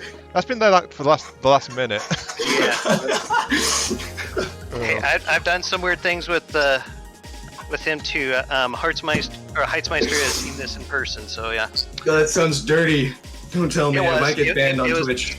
It was very dirty. I'll tell you about it later. Anyway. Yeah, moving along, staring please. at it. Did he ever tell you what the one Please time do. made a strip club in the Singularity? No, moving along, please. Point of All order. right, it should be No, a no, base all game. right, all right, guys. It's Ion's turn, so let's let him speak. Somebody dissing my Singularity strip club? Yeah, I updated it. Oh, okay. Oh yeah. Oh hey Talon, you have your mic turned on. Hey, well done for that, by the way. Okay, go we ahead. have the questions. I'm wondering if I should go with my question or if I should bring up Razul's question.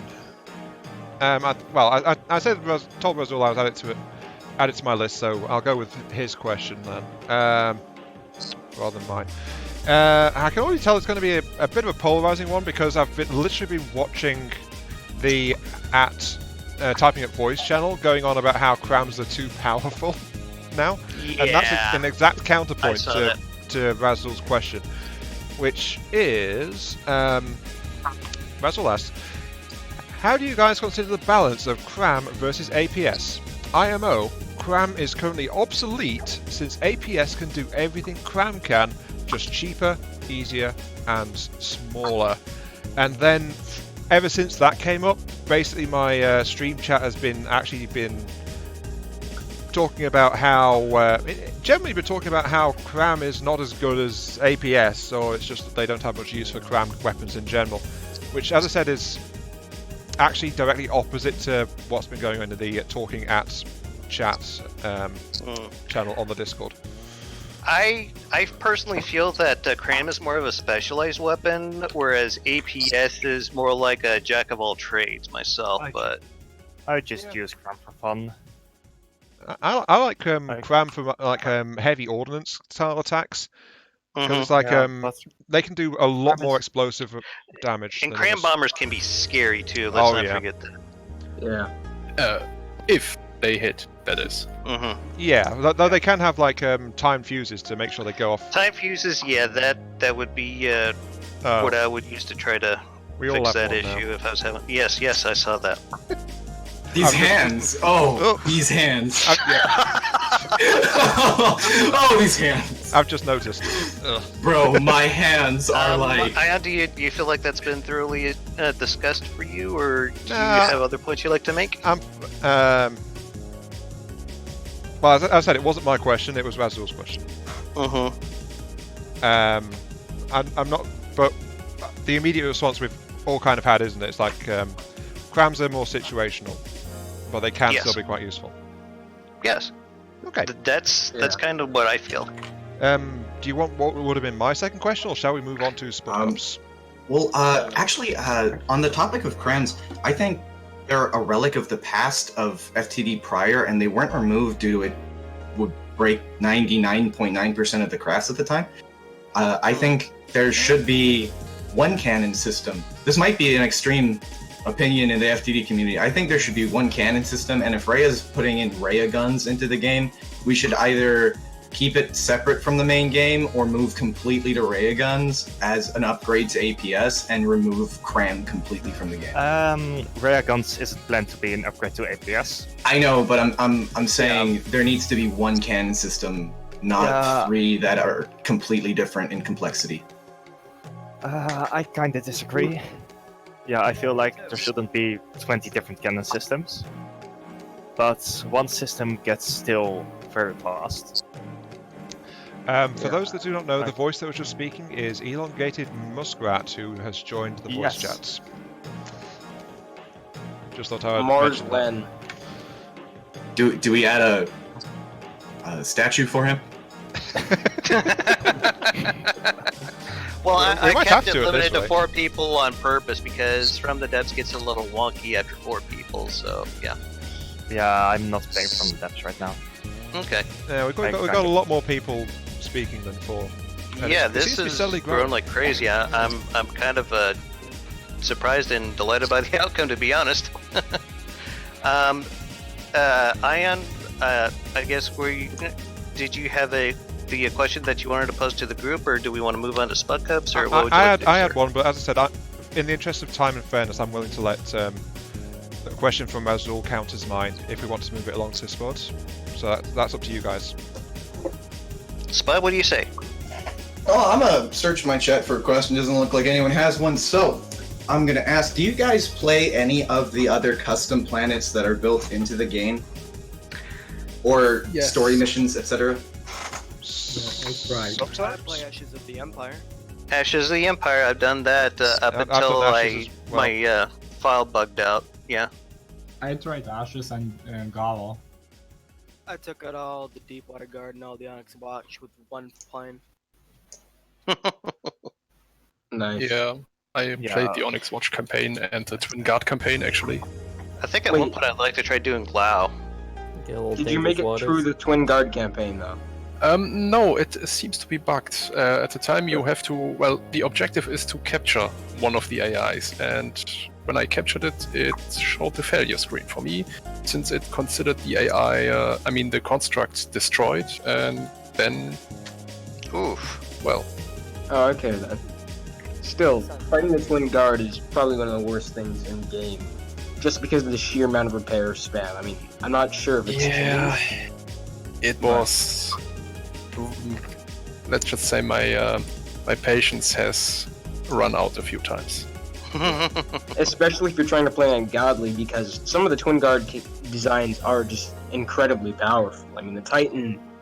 I don't know about powerful, it's just they're stupidly hard to kill because, like you said, because the repair factor. Yeah, I mean, that's mostly what I meant. I mean, if you can get rid of their ability to repair it. If you could somehow do that, Twin Guard would be a lot more fun to deal with. But not to be a realism nut about it or anything, but if you made it so that you can only store a reasonable amount of materials in a material crate, then like make it very expensive to ship materials, essentially. You know, having to have a lot of material crates for a smaller amount of materials, it would make it harder for repair bots to just be a difficulty scaler. I just don't think that would stop anyone. Consider also that big ships. People just build bigger ships. That's the point. It would cost more. Well, not necessarily cost more. The ships would just be bigger. I mean, you can still span. Being bigger would cost more. No, at one point, ships start to cost more in base costs, but you're not going to lose your ship eventually. Maybe we should have a some sort of an upkeep cost for the size of ships. But I prefer a volume limiter. No. But a natural way, like making fuel more expensive or ammo. But if you make it so that ammo is more expensive, and what we were talking about like an hour ago about ammo processing, if you were to do that, then non-combatants like supply ships would still be able to be really, really, really big with little upkeep costs because they don't use ammo. They just need fuel. The amount of storage a storage container currently takes is idiotic high. Another thing that would be nice to avoid, basically 500-meter long ships that don't die have massive cannons that fire at stupid high RPM, is make things less efficient the larger they get. No, I think just the ammo, removing ammo regen would solve that. Yeah, actually. Because ammo regen is already worthless. So fast. Yes. If you had to produce ammo to keep up with that you would just not be able to supply a big ship. For large ace cannon. I'm sorry. One of my guns already uses 10,000 ammo a minute, and that fires at 100 RPM. And that's not really enough. Like ammo upkeep, even with about 1,000 ammo boxes, isn't enough. Sorry to kind of interrupt on a tangent. Gladian's in my chat and saying poor mannequins are being abused. I said in my chat that someone asked what they'd walked in on. I said it's from the depths trying to be a horror game. Yeah. No, we should have that as a game mode on this Halloween. We should have the mannequins just up here behind you. You mean Weeping Angel style? You mean?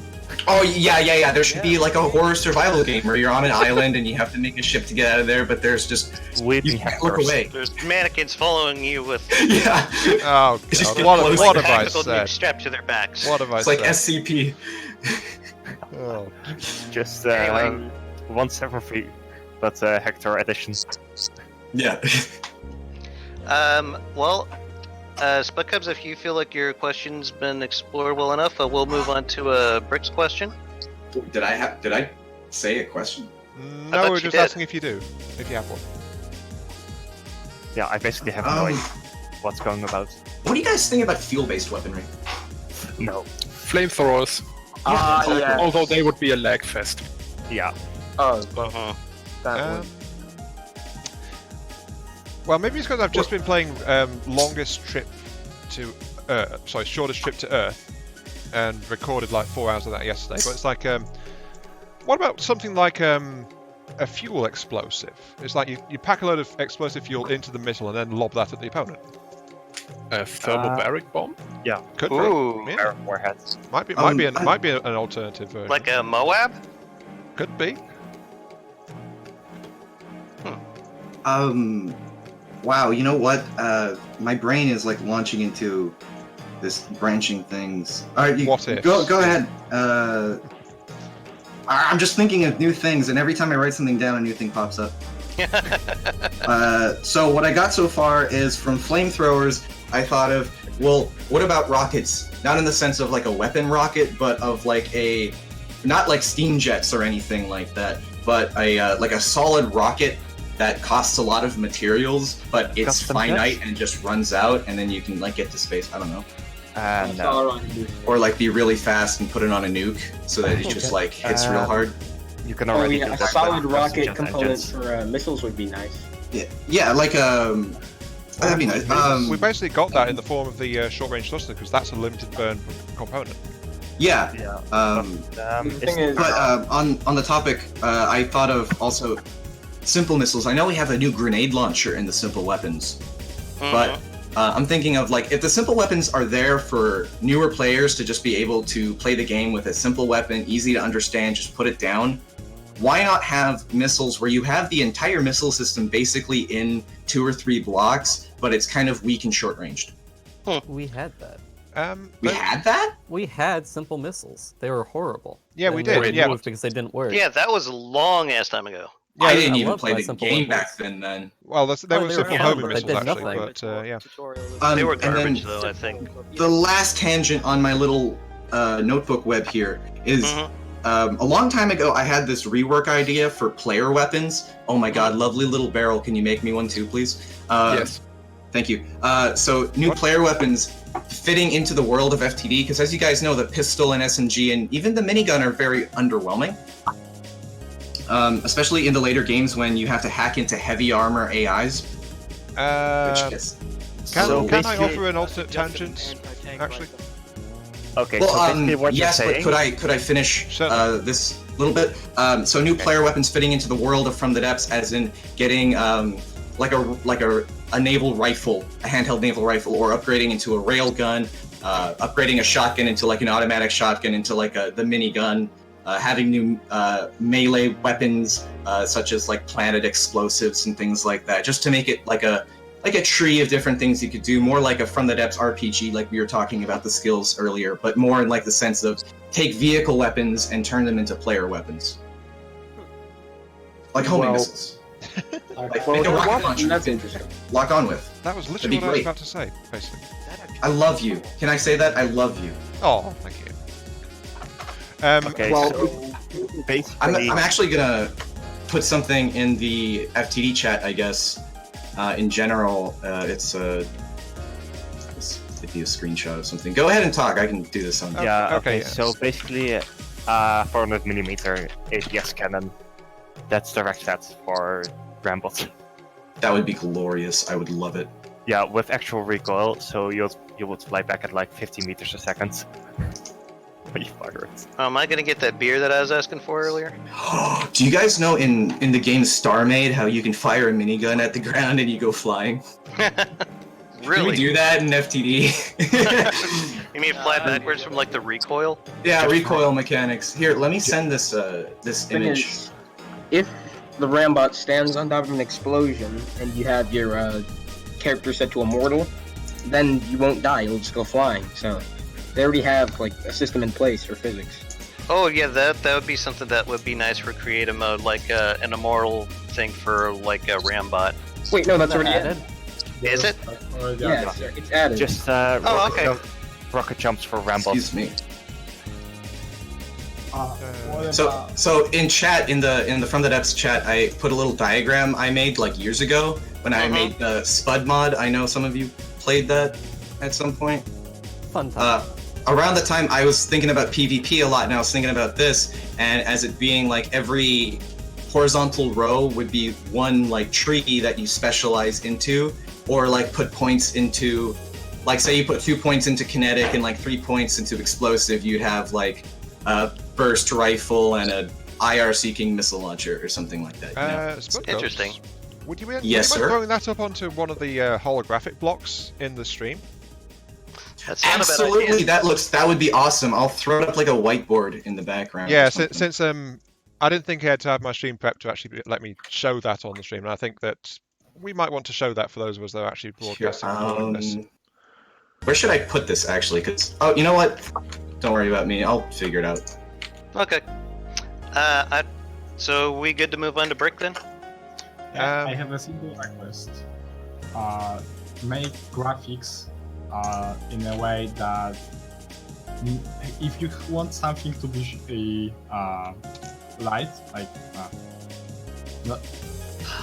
that's backwards. All right. Sorry. Well, how to say it? I don't want to be everything so reflective. I cannot see a shit because of everything is being so reflective, and if it's not reflective, it's so dark. Like, completely changed how it was back then. You can modify that though in the options, can you not? Yeah, I was dealing with it so many times, and I haven't got interesting results. Everything or got so dark, or it was still reflect in an annoying way. Like, I wish there would be less of reflections. Just that. Nothing else. Okay. Yeah, there's probably a lot of people in this room who would probably had to make a few changes to the graphics settings when the graphic update happened, I'm sure. I mean, graphic updates basically change the entirety of the graphic system. Yeah. So as you can see, man, this is a little perfect. Can you guys see when I put? Oh Jesus! I forgot L was the button. I put on the flashlight. I put my flashlight on, and it did a little more than light up the scene. Wasn't the rule when the nukes go off, that means end of thing? It's all gone. It's all gone. What did they do? No! We can rebuild it. Blew it up! I am actually stuck in a block. I can't believe this. I have become one with the debris. Hey, at least FTD didn't crash. There is that, yeah. Why is there a mannequin next to one? Hector was the first to be repaired. Oh, jeez. Oh, this is creepier than it should be. I think we know who set the nuke off. Oh, yeah. I guess I should have told people what button set the nuke off, but no, well, I can understand why you didn't. I kind of wanted to leave it as a surprise. Surprise? I was gonna say, can you guys buy a flashlight? Jesus Christ! Well done. That was glorious. Wasn't it though? Anyway, I'm gonna go try to find my seat, but I'm sorry. Yours is the one with the purple mannequin. I saw. Where did we leave off before? When did we get mugs? With nuclear. Oh, that was me. I just gave us on a beer. I've only just. Can you see my flashlight on that? No. Where were we at? Whose turn was it? I think I was going to explain this chart here. Is why we put it up. Yeah, here, but... yeah. That was what you were about to do before we found the nuclear button. The make it hot button. It was to emphasize the points, I think. Yeah, it's pretty good. I like this. I didn't know they did this. You can hide the projector block. Ooh. I love that. I love that. I love it. That's amazing. Can you hide the poster blocks now, please? Because that'd be even. Oh, they made it smaller. I'm excited. I'm excited. I'm excited. I'm excited. I'm excited. I'm excited. Sorry. I can tell you're bouncing around the room. Okay, so the idea here is we have 4 trees. Yes, the unnatural kind. So we have 4 trees so far, mid, close, and too close. That's just kind of like my way of thinking about it when I wrote this. To kind of have players specialize if they want to it's kind of like a way to class players, I guess it were. Yeah. Like multi-class. But the far is kinetic. You have your basic SMG, and my idea is the basic weapon is all players have the level 1 basic weapon, so you always have an SMG grenade launcher, shotgun, and a little EMP burst to kill AIs. And then second level of kinetic would be you get, or not a second level directly. There's 2 different upgrades I was thinking, an overclock and a targeting aid. Right, and you spend points to get one or the other on said ammo type, say kinetic, and if you get both, you unlock a better weapon type. But the main idea is you don't keep the SMG. The SMG turns into the burst rifle, or the anti-material rifle, or the semi-auto anti-material rifle, etc. Okay. That's more structured than my idea. I'll give you that one. And then on the corner here, I have little utilities that would come with each specialization. So if you max out one, you get infrared. Like you can see the AI see infrared, so you can see hot glows, or handheld laser designators, so you can designate your fleet's missiles by hand. It'd be amazing to do for co-op, designate a player to like do an airdrop of a guided bomb. Or I was thinking a grapple hook to just get in close, and then for like the energy weapon style, since it's like high tech, I would be like a mini ram drone that you can like a little helicopter to pilot through the air. If you've ever played Battlefield 4 and had the Accipiter drone, grappling hooks. That's one thing I miss in FTD. Wait, there was a grappling hook? There was a simple weapon hook that was amazing. Yeah. Yeah, it was a simple harpoon. And it had a max range to it, so you can actually put it on the bottom of helicopters and tow ships because it would like stop at a certain range. Amazing. Excuse me. Bless you, sir. Thank you. Someone in my chat is asking who gave Spud sugar. That's funny. I actually haven't eaten anything all day, which is probably why I sound insane. No, I think they asked that when you were bouncing all over the room in excitement. Oh, yeah. No, I get excited when actual things are being done in FTD. Well, he's passionate. Yeah. I like the game. A little too much. Yes. Yes. Well, this is FTD Alcoholics Anonymous, so... Yeah. I think I'm gonna save this starting fortress here. Yeah, I mean, I like the I already done it myself. Yeah. We should do this more often, honestly. This has actually been a lot of fun. I've been enjoying myself. How about the rest of you guys? Yeah. Oh yeah. Absolutely. 8 out of 10. 9 out of 10 if I made breakfast. 10 out of 10 if I had coffee. Can we, actually, do you guys mind if we maybe take a segment to if we need to take breaks, but maybe take some questions from Discord chat openly? And yeah, I was gonna say I need a bit of a bathroom break if you guys don't mind me taking like 5 minutes. Absolutely. Yeah. Excuse me. Anyone in my Twitch chat, please feel free to leave any. Okay, I'll be right back, guys. When I get back as well. Yeah. Same to the guys in my stream chat. If you guys want to throw a question at us, just go ahead. So yeah, we'll try and pick something that will divide us all and make us all kick each other screaming into the abyss or something. I don't know. I probably would address my stream chat right about now, if I had one. So... Why do we have a tower made of electric engines? Oh, and the sign on top saying made you look. Yes, you did. What the heck? It worked. It did. You fell for it.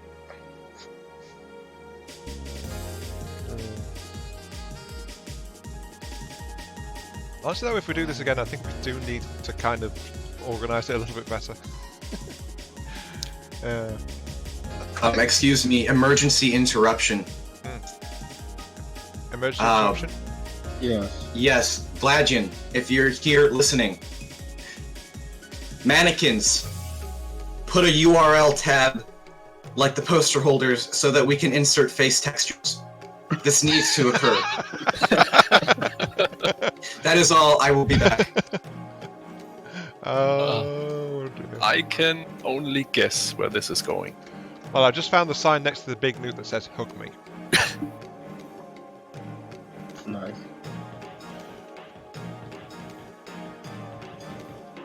Why is there something phallic looking on the side of the fortress? Just wondering. No.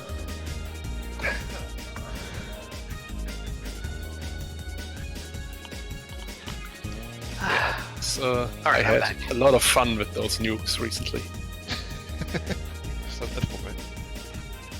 Did I miss No, much? not just that recently. Like a few minutes ago. I mean, a few days ago. All you missed was the was Spuds coming back asking that a URL be well, your URL needs to be put into the mannequin so that people can give them custom faces. Oh, okay. Which I am sure is going to have horrifying results. Yeah, probably. I could think of at least several things I'd like to put on there, just right off the top of my head that used to be like chug site memes. Actually, while Spud's gone, may I hijack this a moment? Okay. Since we're not officially going, since we're not official right now, which I'm thinking like I'd mentioned my old idea for like customizing the character's weapons and capabilities, which would be like it'd be like building a small ship kind of thing. So it's the same build system, but you build yourself an enhanced claw and a backpack, and that's your character's weapon loadout. But that's what, as I said, Spud Cubs 1 is a bit more structured than that. So, yeah. I would have kicked myself if I hadn't mentioned it at some point since we wandered onto that topic. Did Brett get a chance to do his question, or I forgot? I had an okay. Yeah.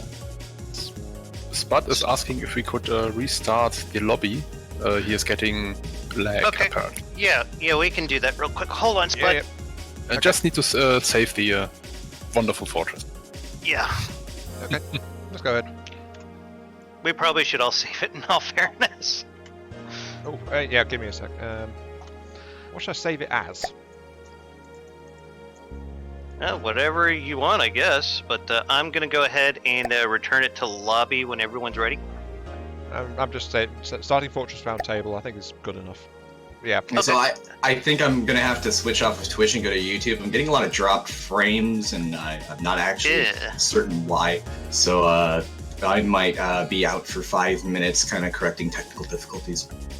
Are you still going to be in chat, or you just... I'll be here, but I haven't made my little, like, BRB for, like, hydration yet, because I was like, you know... Right.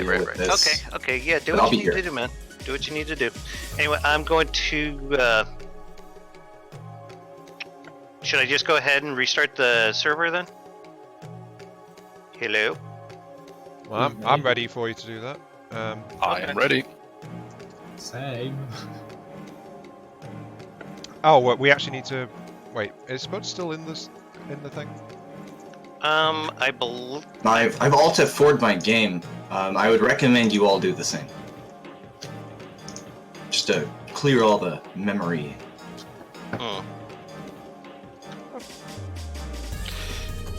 He's... Close it out. I don't think my game needs it. Yeah, I gotta restart. That's probably... Hold on, guys. I'll be right back. Okay, if everyone else is resetting their games, I will as well. So, anyone watching, don't mind. There's going to be a black screen for a few seconds. I just hope it doesn't break my stream.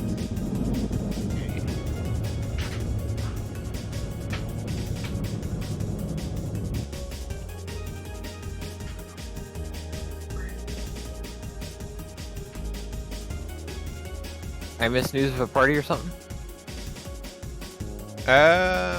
Party? Well, there's been a bit of a gathering, yeah. Yeah, it's just spontaneously, oh look, there's 13 people in general chat.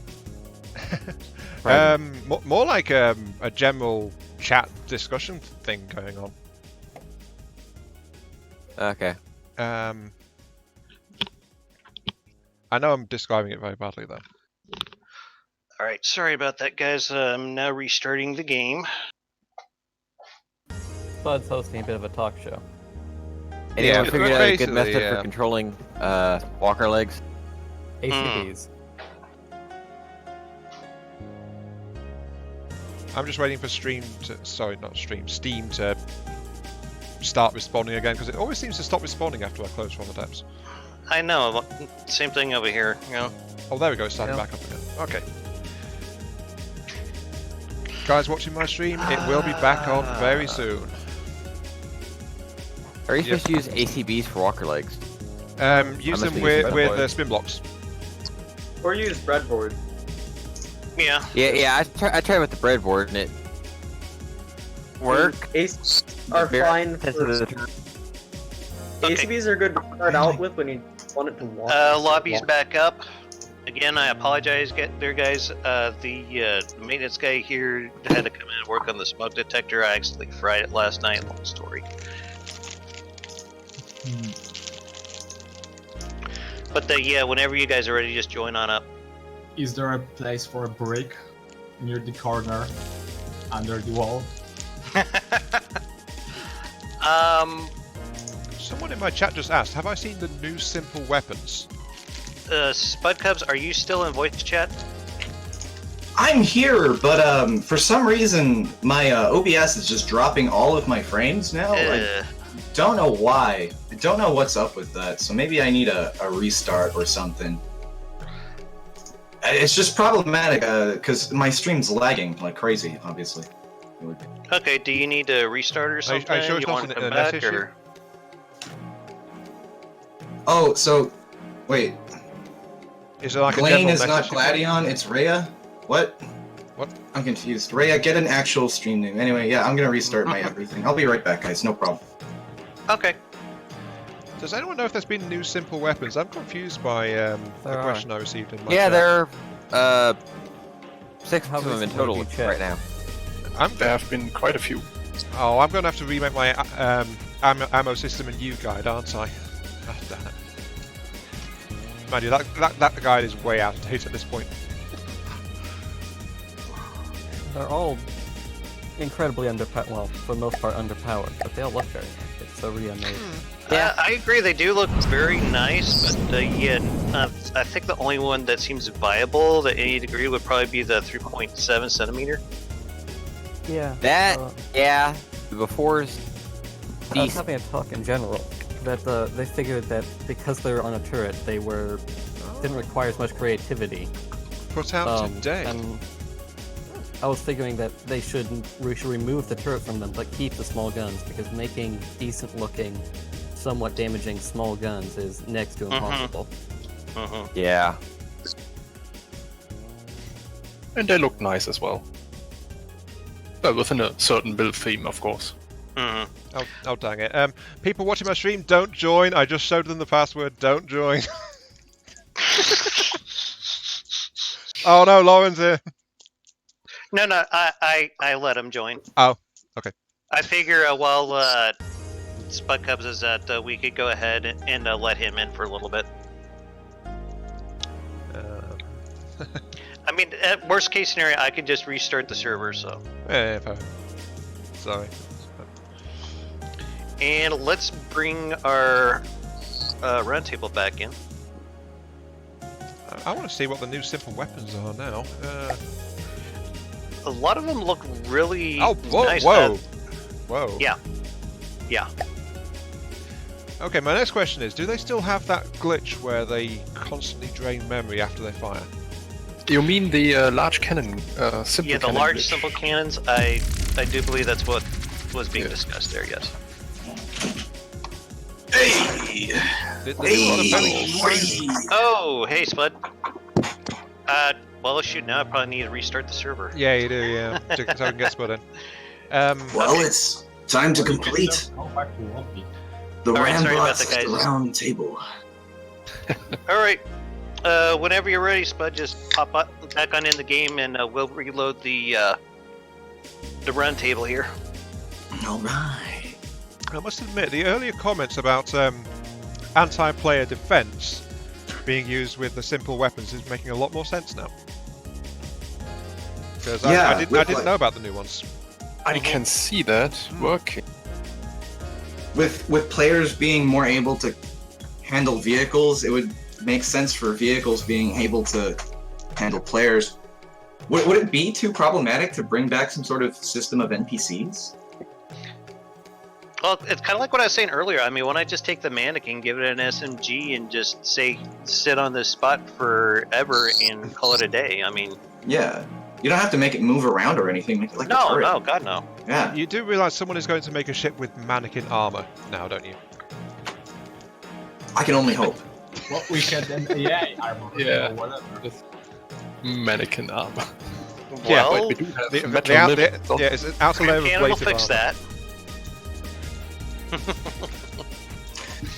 Well, I hope. Oh, no, okay. Oh, the stream is just not agreeing with me. It's just doesn't like not dropping frames. Maybe it's just a bad day for streaming, or maybe my router's doing something funny today. But Yeah, I'm just gonna... that's why I asked if you were Well, sure it it wasn't is- a net problem for you.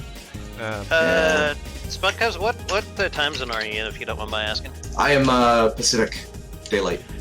Okay, so yeah, it's probably not even the high time of the day for you either, so... Okay, never mind. He's back. Alright. it goes in and out for some reason, or maybe someone on my network is uploading something without telling me. I don't know. Maybe there's an update running I don't know about. You very well could be. Use an ammo customizer on the 3.7 gun. Really? Yeah, that's the way you have to get it to work, apparently. Oh. I tried tinkering it with it the other night, and for some reason I couldn't get the damn thing to fire, so I don't know. Oh, right, that was a thing. I forgot that I did that. Oh, okay. Well, shall see you friends in the room. Yeah, we might want to put a door on said room, just, you know. I thought all the walls had already been closed in. There is no door anymore. Yeah, I had to, like, fly in there with the camera and... Anyway.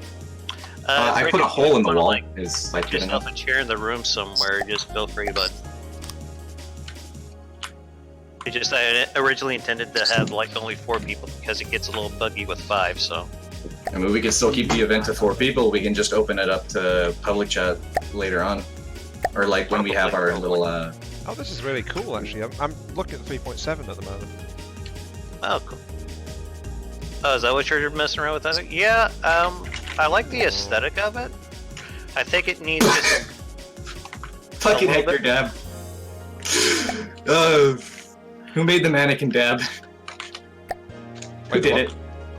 Who made the mannequin Dab? I have no idea what you're talking about. That, Which mannequin, rather? Yes.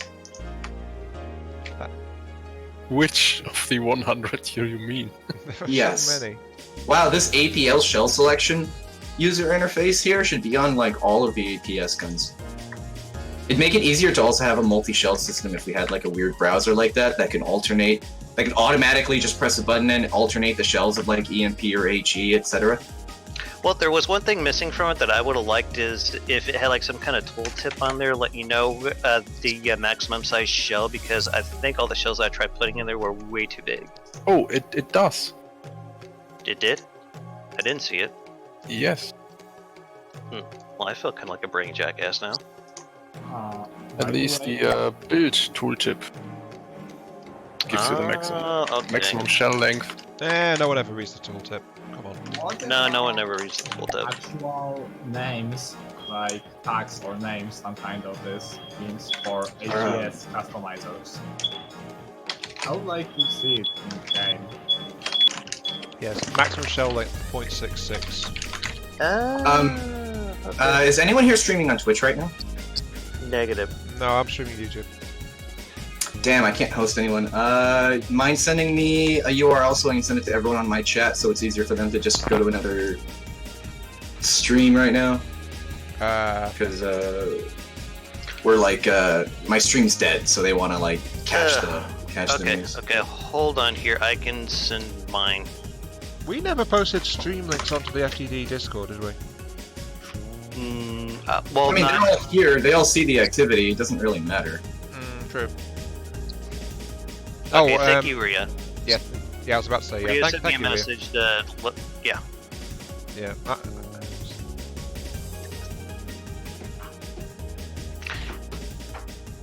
Oh, I've been getting pinged in this chat. I didn't even know about it. Yeah, what is this? Hold on. New subscriber? Thank you, There's mine. Oh, someone suggested having the video blocks or some way to show the Discord or stream chats. Oh yeah, didn't they add video blocks recently? Right. Indeed. If they had a way to make it like a live feed that you could put on things, like I was suggesting a while back, I think I put this in a video or said it to Nick himself, or I can't remember, but it was to put in a Warframe-like global chat system into the game to double as a news feed instead of putting it in the back of the menus. And that way you can also clean up the in-game chat system and put it into the new user interface with tabs such as global or blueprint trading or looking to play, etc.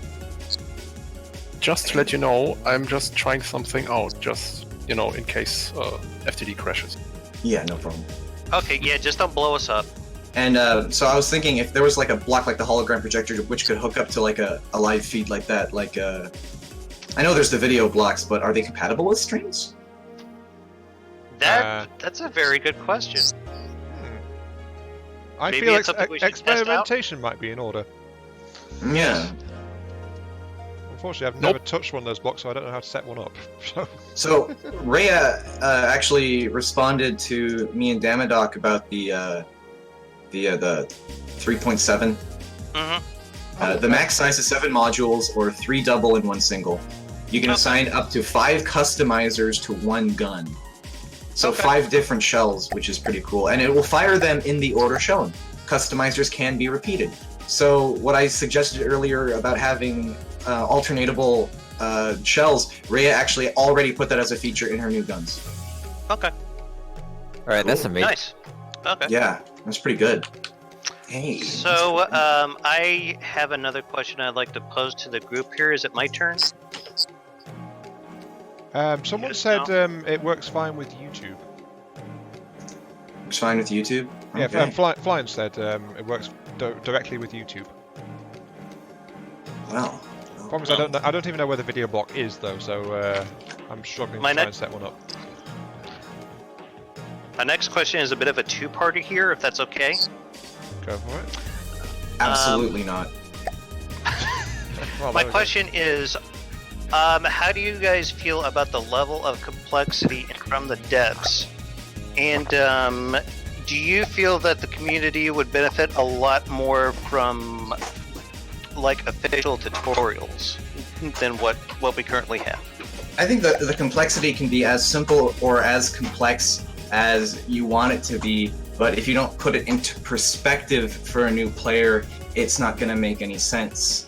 As in, if you throw a player into a world without any teaching them or showing them what it's like, it's going to just be a random jumble of arbitrary nonsense.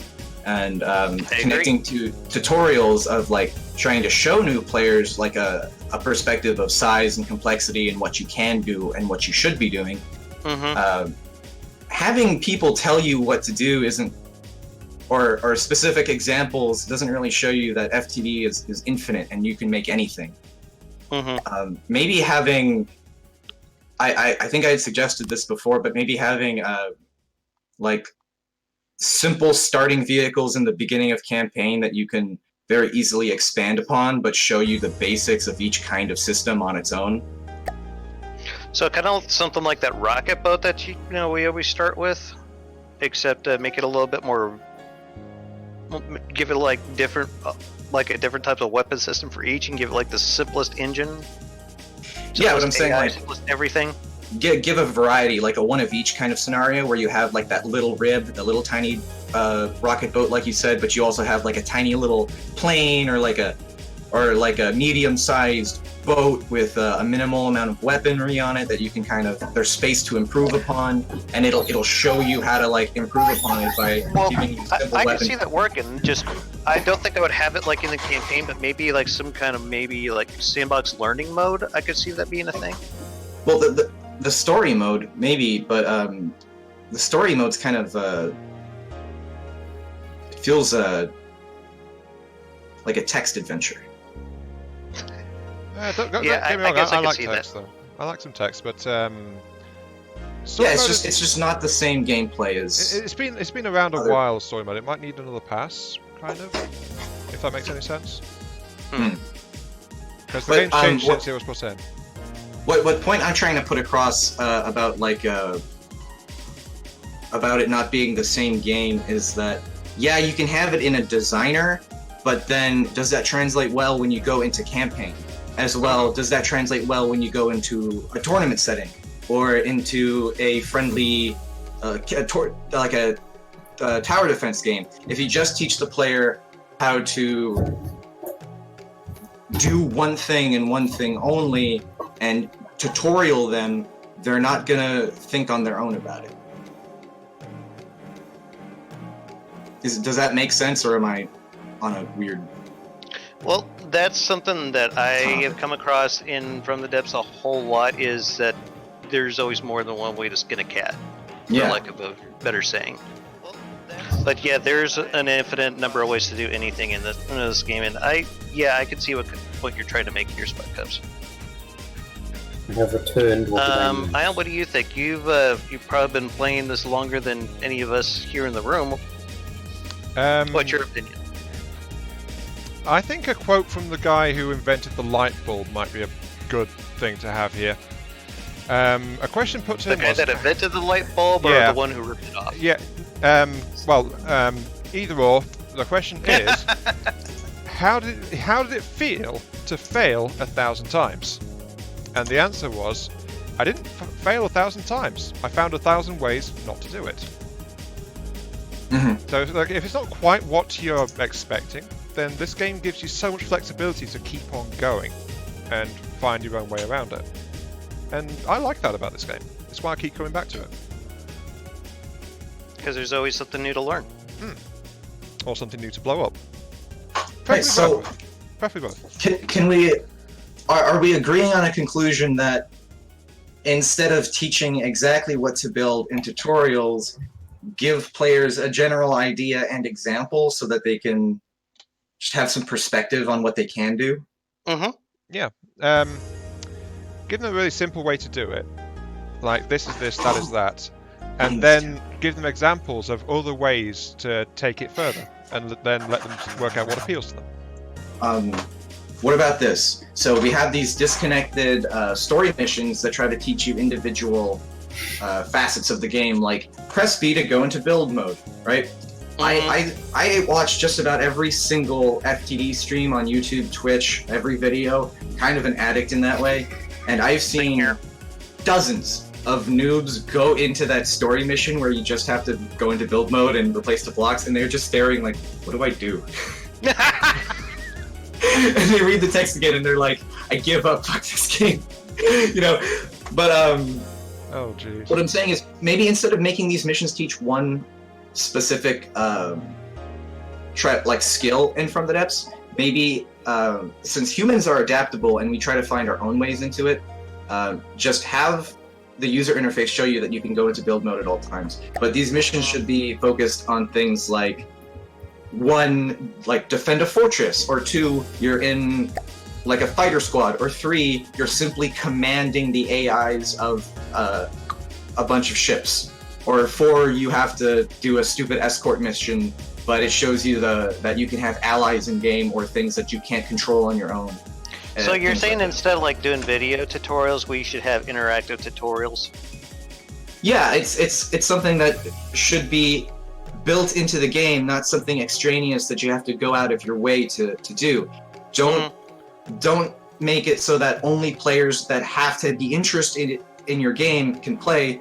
Make it so that the game generates interest in the player. Okay. Heismeister, what do you feel about that? Actually, I don't know.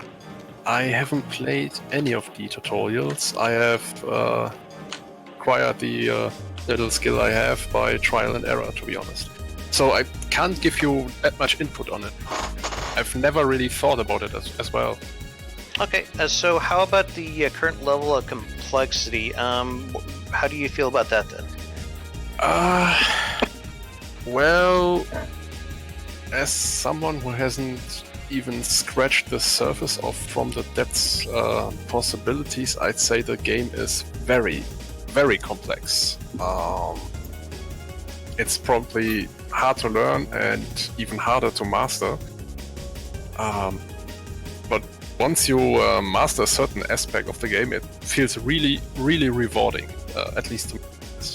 Mm-hmm. The best thing I could compare this to would be the X series, the X Universe series. Mm-hmm. It's a really hard game to learn, actually, and has no tutorial whatsoever. Yeah. So I think I'm kicking around with it. I know what you mean. For new players, I would love to see some tutorials. Just interactive ones, that is, not just read the text, follow the instructions. Maybe let them play around a bit, figure things out, but give a sort of a guidance. Yeah, don't let them follow instructions. Some tutorial systems I've seen had like this, gave you a general idea of what they wanted you to do, but then there was an extra hint button which you could press to give you specific instructions if you were struggling with something. You mean maybe something like that? It's like you can get more details if you want to. Just don't do it like I would compare this to instructions from IKEA how to build a furniture. I mean, that's the most direct instructions you could get. Does anyone want a flat pack ship? yes, please. Absolutely. What do you guys think about chair height? Now that I'm like in first-person view, staring at you all, do you think Rambots should be floating a meter above the chair? No. No. I think we'd be comfortable sitting down. I think Rambot's always been floating. I'm comfortable floating in the middle of the wooden block. Yeah, like right now I've got a chair and a 2-block high space, and he essentially has his head sticking out the ceiling, so I have to make a hole. And that's not a good thing. What about if it was like a dock? Like you could select how high a character on the seat would float above it. Did you guys know that when you're in a chair, or maybe regardless, if the Rambot view is actually to the left by 0.14 meters? I can't say I knew that, no. If you try to put a crosshair in front of you while you're in a chair facing directly forward, it will not be aligned. You have to put it like 0.14 to the left for it to be aligned forward. So it's actually offset quite a bit. If you try to look down or like directly behind you, you can kind of see the chair is not in the right kind of, you'll see it if you spin. I don't know, weird tangent. Sorry about that. Brick, how do you feel about the question I just posed, sir? The complexity of the game? Yes. Well, and the tutorials or not? Both. Like I said, it was a two-parter. Well, let's start from the tutorials. I tried to play one, and probably, I don't know, have I actually finished it or failed? I don't know. But I know shortly I moved to experimenting on my own and probably watching some YouTube videos as tutorials, which can probably be faster. Like, if you don't know what you're pressing, you don't know what you're doing, a video tutorial is way better in my opinion, at least for beginner.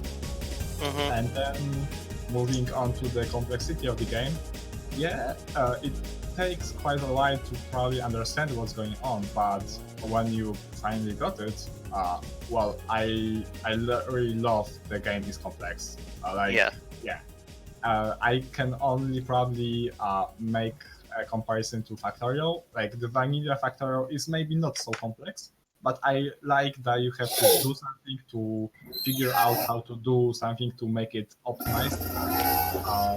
That's why I play this game, because it's a sandbox and it's complex. There's a lot of things you can do and change by yourself. That's what I enjoy. Okay. So basically what I'm getting from the group is we are comfortable with the level of complexity and the game is as complex as you want it to be. Is that what I'm getting? Yes. That's about my input. That's why I play this. I like the complexity, but the thing is, you jump in first. You just sink or swim. It just chucks you in. Right here's an APS with 50 different bits on it. Go have fun. That was Concraft. Oh, sorry. Did I miss anything? What's the option on the mannequin to give it cat ears? What the hell?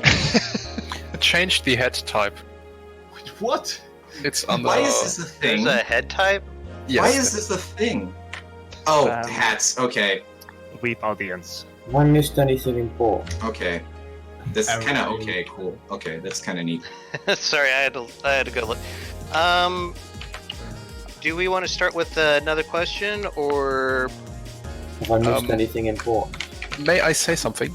Yes, sir. Go ahead. Kind of a personal matter. Just if any developers are listening, please don't let Dangerous Waters die. The campaign, I would like to see it revived. It's already dead. No. Please don't say that. I don't know about it being dead, but maybe like more or less in, I don't know. It's dying, yes. Protective custody? Are you sure you don't mean life support? Which one? One is related to dying and one is not so much. Yeah. Dangerous waters. The devs aren't planning to do more work on this. Rhea says, "Don't knock my cat ears. They were heavily demanded." I bet they were. I was about to mention that. Yes. Okay, and were you in the server when basically Nick said he was going to add ship girls? And what? I feel like getting up and leaving right now. Right now. Add what? Okay, so basically General completely lost its shit when Hikari decided to ping at everyone in news that Nick was going to add ship girls. Mm-hmm. I remember now. Yeah. I'm not quite hearing. Ship girls? Ship girls. Oh, yeah. You mean the figureheads? No. That's what the game needs, though, figureheads. What? Oh! I meant to weep shit. Oh, I think I know what you mean now. Am I still able to be heard? Also, why am I the chef? I've just noticed what hat my mannequin's wearing. I don't know. I'm the one with the cat ears, but I have the cat, so I guess that's fitting enough for me. Yeah. Am I still able to be heard? I'm a terrible cook. Why am I the chef? I don't know if I've missed anything important. I don't know. I'm still wondering why the hell you're green. Green's my favorite in my color. tricorn. Oh, actually, sorry. Bacon's TV is mentioned in my chat. It's not ship girls, it's just AI personalities. Yeah, he basically said it was ship girls. That's what AI personalities are gonna be. Yes. You know what I miss? You know what I change feel. your pants. You know what I feel like is even more like a heartbreak than removing Scuttlebutt? They removed air mode from the... Can you stop that, please? They removed air mode from the map, so there's no more air mode at your service. Oh yeah, I like There's that. just all-terrain. Ugh, all-terrain plebeian. Okay, my rant is done. Okay, fair enough. Ship girls. What were you talking about? Ship girls? I need to be right back. Shippu girlroo. Yeah. Waifu. .4chan.webm.gif. 4chan is a wonderful place. I've never been there personally. 4chan? Yeah, it's Hold on, be right back. 4chan. Don't want to. Feel as though I'm slowly Is there getting anything else involved. anyone wants to bring up? Which question were we on? All tank tracks cool. Oh hell, I don't even know now. I've not got around to trying them actually. I want to have a poke at them because I've built a lot of tanks, but I've not actually had a chance to get around to it. I keep getting distracted by building other stuff when I'm on the game. They finally fixed I know, this. right? Oh, Casey in my chat says, set me to all-terrain mode like one of your French AIs. Oh yes. Oui, oui. Oui, indeed. Horn. And two things I wanted to mention actually that came up a while ago, but got buried in the shuffle. When we were talking about fire weapons, someone in my chat suggested fire barrels as something to throw at the enemy.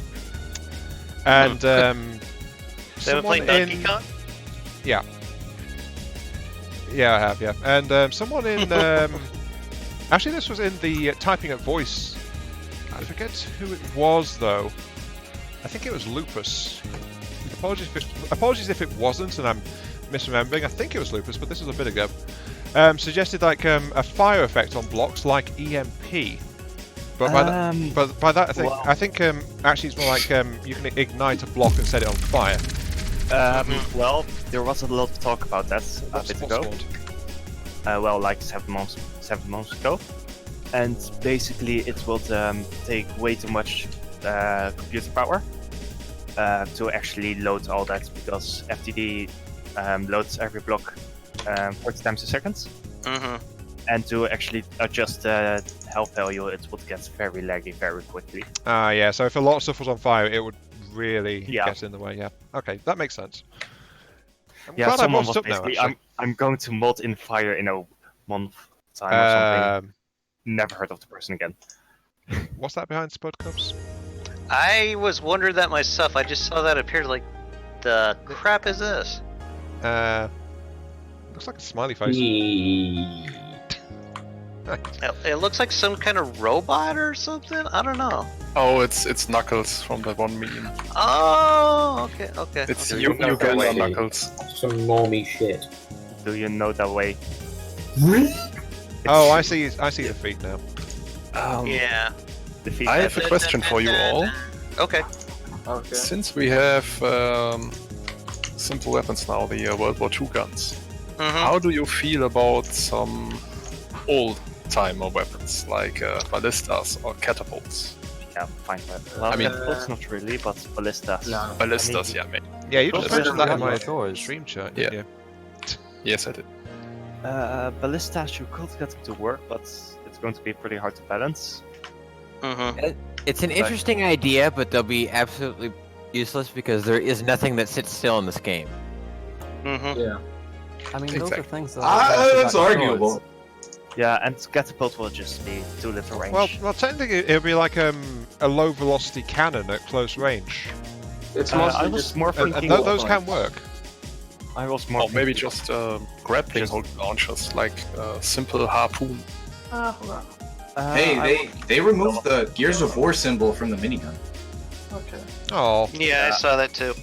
If we were to get a ballista, I would think it's of like something that would fire a cannon shell with damage of a simple of one small missile, like explosive warhead or something. Yeah, but I don't imagine it to be that useful. Don't take my words. I'm not a developer. I'm just a random person. Okay. Chat that talks about. I've like 50,000 messages in 8 months. Okay. I just want to say, guys, I was thinking, maybe we should wrap this up in about 30 minutes or so. Well, we're at 2.5 hours just gone, aren't we? Yeah, it's almost 3 o'clock my time. It's been quite a while. Yeah. So, maybe we ought to, unless anyone has any questions that they'd like to post for the group, maybe we ought to stay taking questions from our chats. Okay. Is there some method of spawning land vehicles in the land designer? Just spawn them in. Okay. Also, there's a designer with no volume limit if you're using that. Oh yeah, actually, I'd like to pose my second question, if I may. Go for it. No. I'm going to ignore the other two because I think, yeah, we have been going on for a while, so. Yeah, the second question from me is, do you think that the game would benefit from having the simplified shields suggested in the forums recently, in addition to the existing shields, rather than instead of the existing shields? What's a God! What do you mean by the? Hold on, like the ones that aren't affected by velocity have a fixed percentage chance to deflect stuff. You know, those ones that aren't as involved, but it might be a more readily installable / understandable thing that could be of use, but aren't a replacement. Two-parter here. Before I address your question initially, I think I need to address that one of the biggest unsung problems of From the Depths is bloatware from times past that makes the game more complex unnecessarily, doesn't affect gameplay in a positive way, and just makes it harder to balance the game with old systems that worked in an ancient way, such as if we kept the old oil processor fuel refineries, the 2-meter ones, which some people still do use. You know, it kind of makes the game a little unstable. Well, let's be honest here. I mean, how many of us here probably still have a prefab of that lurking around somewhere? I do. I don't. I use it all the time. I do. So I don't. I have I'm selling them for $20 a piece. A lot of bigger workshop designs seem to have them nowadays as well. If old blocks were just removed from the game, it might just help. I asked the question though because that was one of the things being batted around about a patch to try and rebalance how strong the APS was on the forum, and it was like a simplified version of the shields, which I honestly was quite dismayed to see because I like the complexity of the current shield as it's affected by the nature of the weapon hitting it and the nature of the ship, the angle of it, that kind of stuff. And I wasn't too thrilled to see it be like, you have a flat X percentage chance to deflect the incoming shell no matter what, you know? Okay, I mean, I get your point, but Yeah, I think that just having a bubble shield system, something like that. Oh, I'm looking forward to that. A lot better than just what we have now. I mean, the current state of shields, they're just a pain to set up. They can be. Yeah. Honestly, a pain to use because Frag, for the most part, can just bypass shields. So, I saw a screenshot, I think it was on the forums, of something that looked like the particle cannon loops. Yeah, I know what you're talking about. I looked at it too. That was that a the new new system. dynamic shields? Yes. Okay, I think that would be cool because then you can localize shields to certain parts of the ship as like a bubble shield, or just do your entire vehicle. And it would be easy to, if it gets damaged, it would disable your shields, and it'd be another way to kind of make the game like a cool strategic combat game. I think I'd like to mention, by the way, I came up with that question before I heard the official whisper of bubble shields being considered. So I think people have been talking about bubble shields for years now, because it's just the current shield system is just, it feels like a placeholder, but yeah, it worked first. It worked to a degree when Crystal was there, but I only played the Deepwater Guard early game when the game was that young, so I can't really say for the later parts of the game.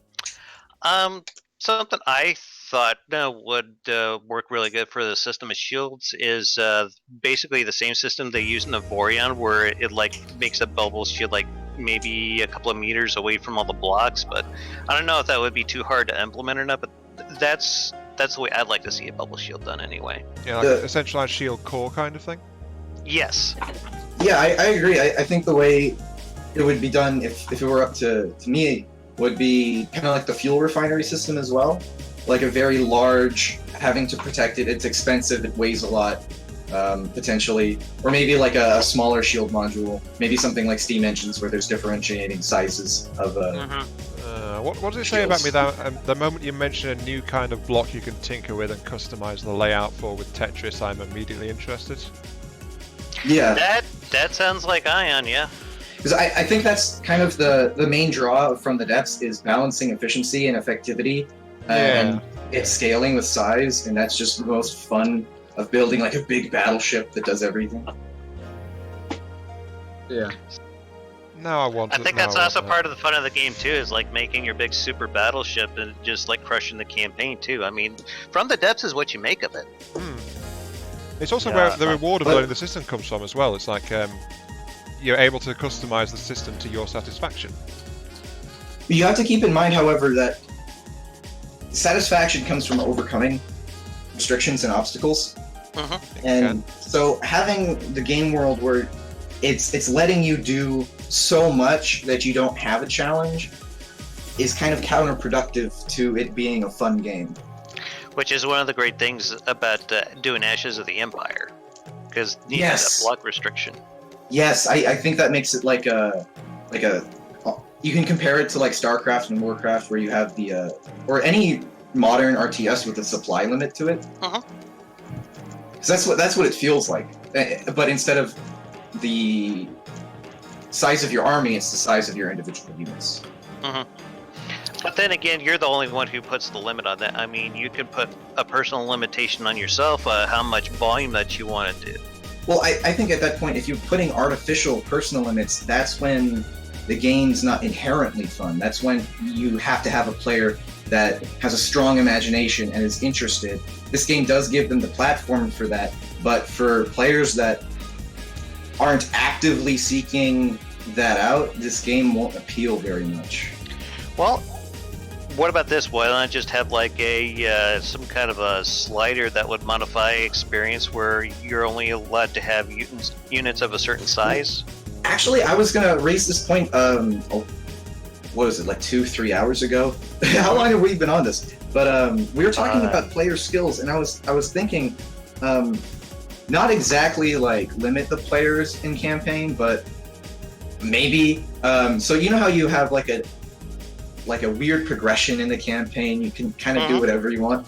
What if we were talking about resetting the player skill level per instance, like per campaign? What if you put skills into bigger volume units, or to have more units per fleet, or more units altogether, or have a stronger economy to support said units to make it even more natural? Someone Because put in a ceiling. Yeah, that's cool. That's cool. I think it would add a. Oh my God! Hello. Hello. It add a layer of choice to the player to choose a lot of units, stronger units, or bigger units. Because you can even spend those player points into just upgrading your weapon effectivity, because that's already in the game as it is. Okay. I like how the room has just evolved the longer this has gone on. I know. I think it's great. That's been like a pretty awesome part of this whole roundtable thing, because it's like it just kind of grown with the discussion. I love it. It just keeps happening. Mm-hmm.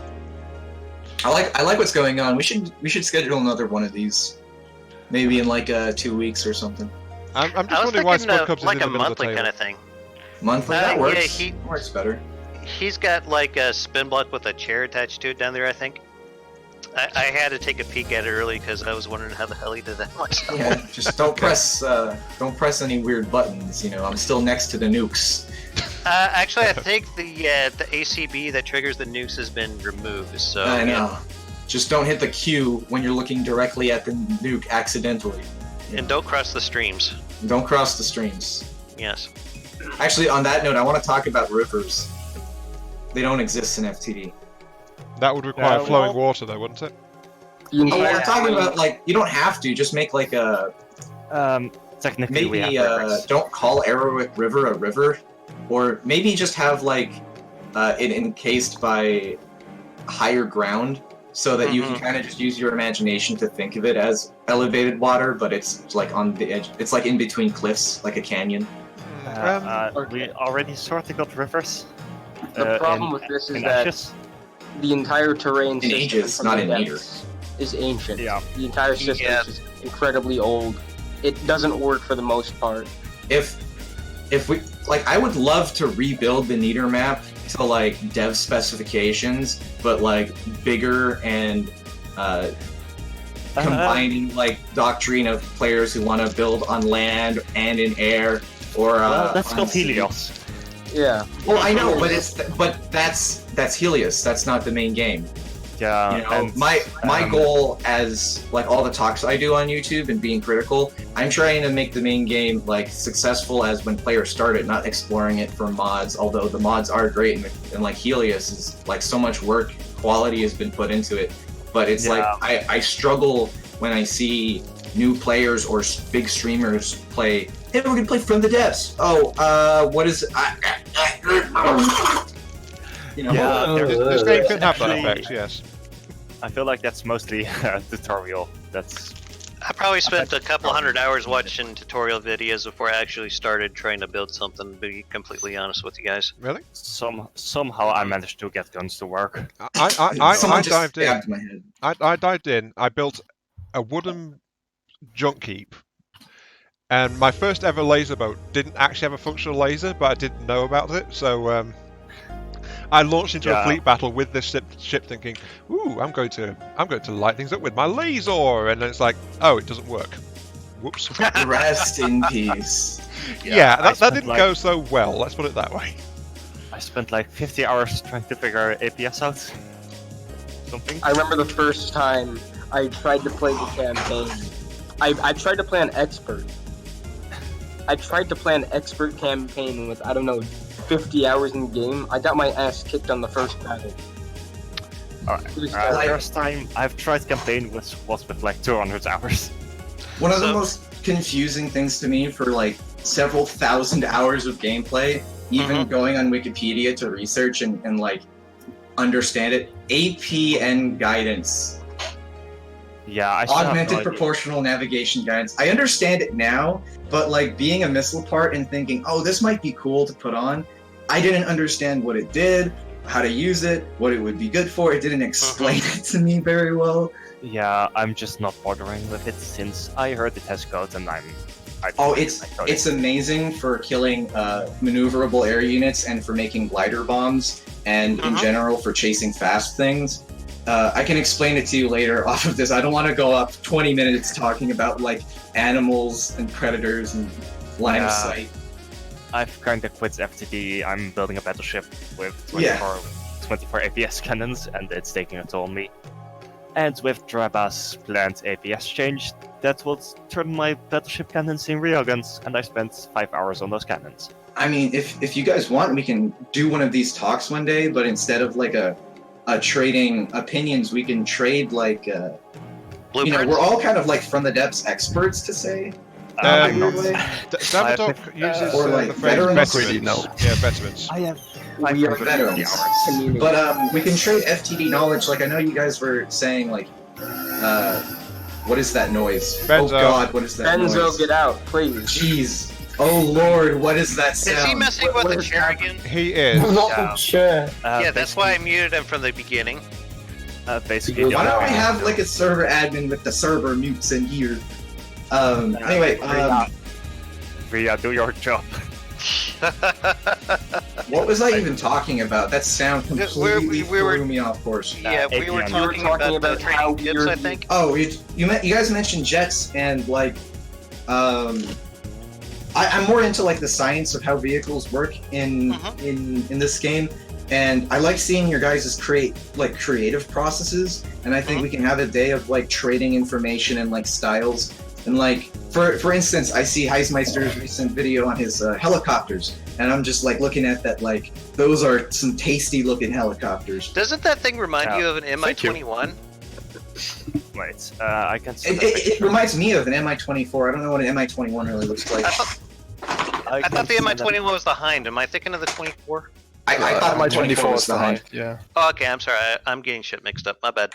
I'm sending a quick screenshot of my current. At the same time, I have this pet peeve about helicopters in the game being run by jets at all. Like, there's one on the workshop right now that's a hovercraft with its AI. It has some really nice tilt rotors, I think. Oh, right, no, I'm confusing two different ones. There's a single rotor helicopter that uses hovercraft AI, but it goes back and forward, maintaining distance with jets. Which I'm like, that's cool, it looks nice and all, but I'm just like, you could do it without it, and it would be cool too. You couldn't for the longest time, though. That's become a lot easier with the recent changes to spin blocks, which allowed them to respond the same way as jets do. Well, you could still do it with a Jetty blade on a spin block back in the day. Yeah, you could, yeah, but as I said, it's a lot easier now, but I don't think people have really, in general, caught up to that yet. Yeah. I mean, I was gonna do some tutorials on it. I'm lagging behind in my work. I'm trying to put out these. Have you guys seen? I'm doing like weird, simple builds, trying to use them as examples for tutorials. But I'm lagging on it. So. What's that music going on in the background? Someone's phone's ringing. That's coming from Yukon, whoever that is. Oh, sorry. Yeah, it happens. Don't worry about it. It's like a cell phone in a college lecture. It's just like, who is it?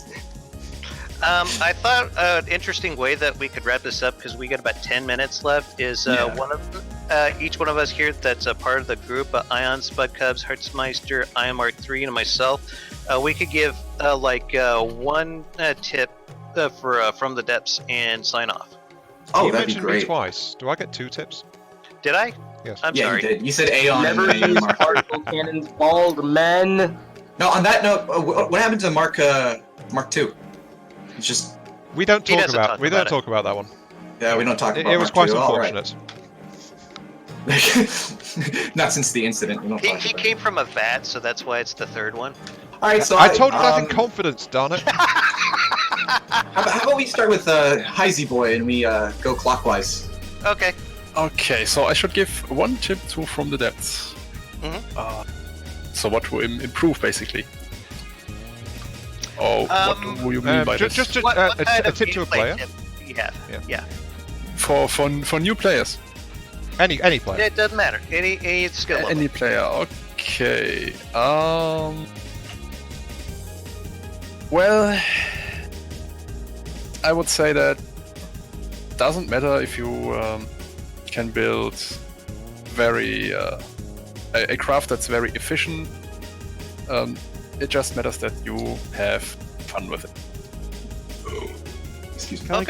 Can I give a quick tip too? Sure.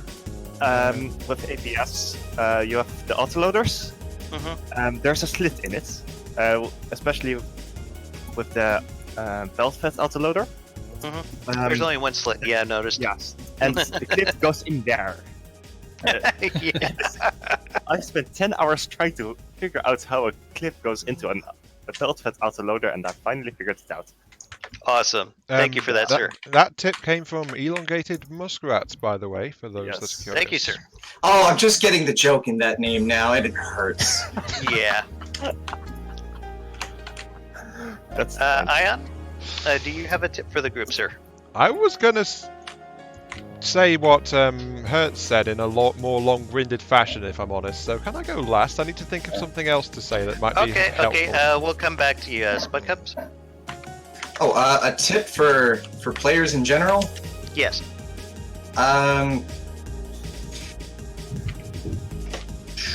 Hold on, Lauren. Can you teleport to the top of the fortress? I'm trying to take a cool screenshot. But a tip for any player is if you're looking for tutorials or you're looking for a way to find out how to do something, the best way is to get something that you know works or something that you like and reverse engineer it. Just take it apart and remove parts to find out what does what. I agree completely. That is an excellent way to learn. Brick, do you want to add something? Do you have a tip? Well, I'll think about it. Go on right now. Okay. Oh, we've had 2 skips so far. Okay. I guess I'll do mine. How many of you are all aware of the new ammo blocks? The 2 cubic meter and the 4 cubic meter. Yes, I know where this is going. Yeah, this is something I've been trying to make sure that everyone knows because it has been super helpful with my builds. Wait. This is a headache. I'm sorry. I don't mean to interrupt you, but I was gonna spawn one on the table just to show, but this is frustrating. I click ammo storage and it opens the ammo storage submenu, but I have to click on the ammo parts box to open another submenu to see them. Anyway, you could get a what I was mimic. gonna say is with these part boxes. Yeah. If you use the 2 or the 4 meter ones, they will not blow through metal beams at all.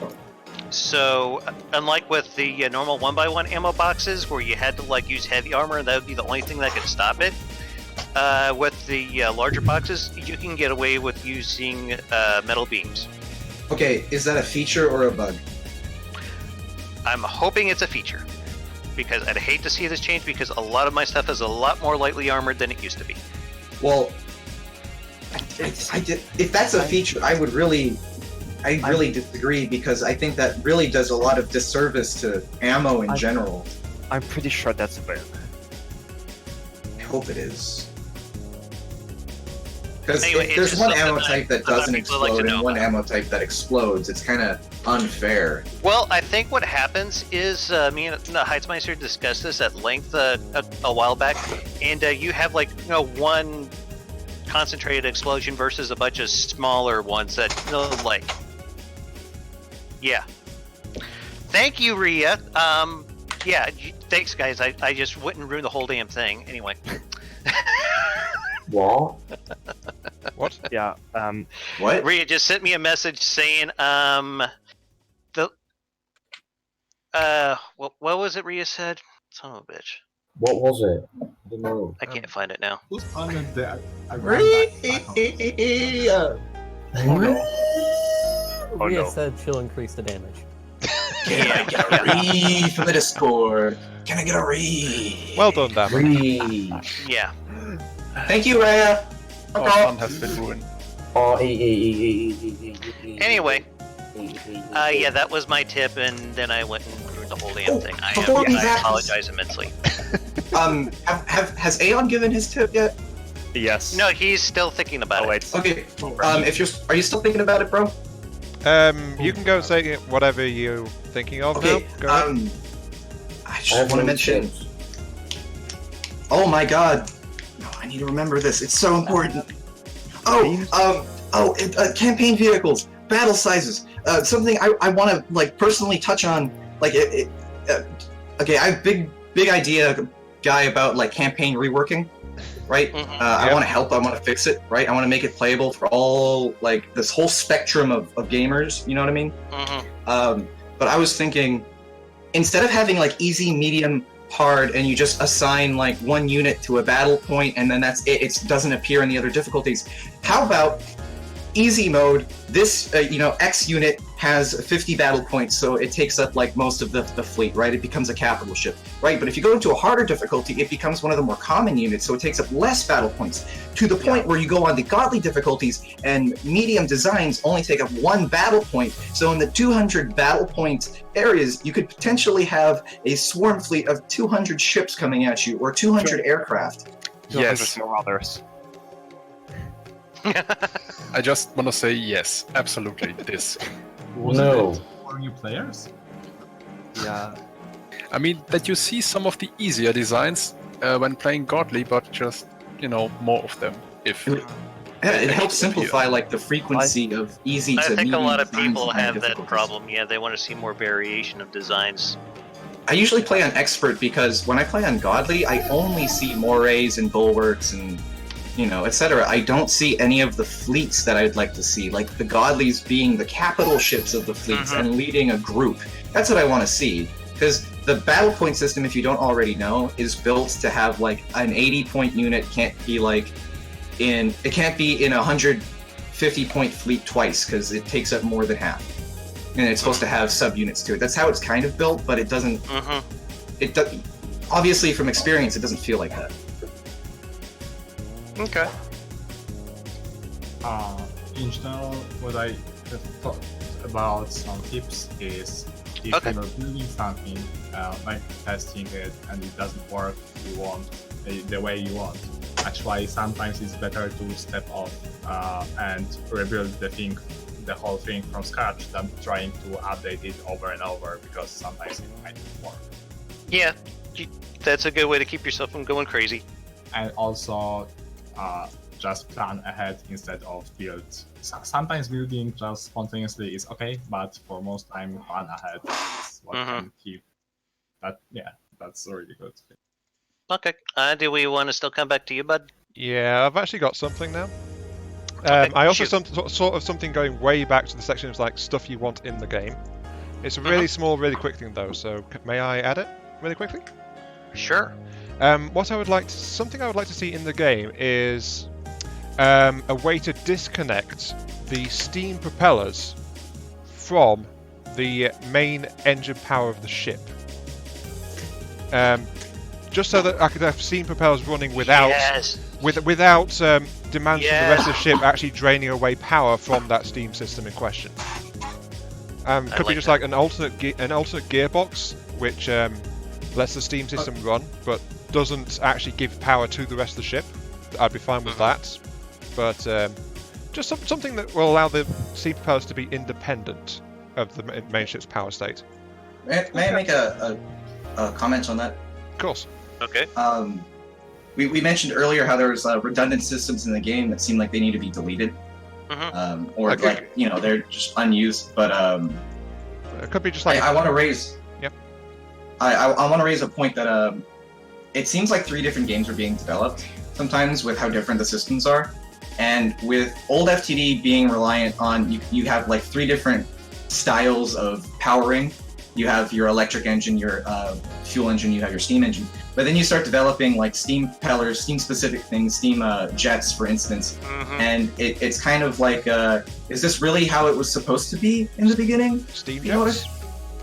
No, like anything that's specific to one single power source. Since we don't really have anything specific to the other ones, it seems kind of weird that Steam is being focused on like that, since it is the mechanically realistic. That's because Steam is terrible right now. It's I know, but it's I like really it's like not going it. to make it better to yeah, but to Steam is offset the game more.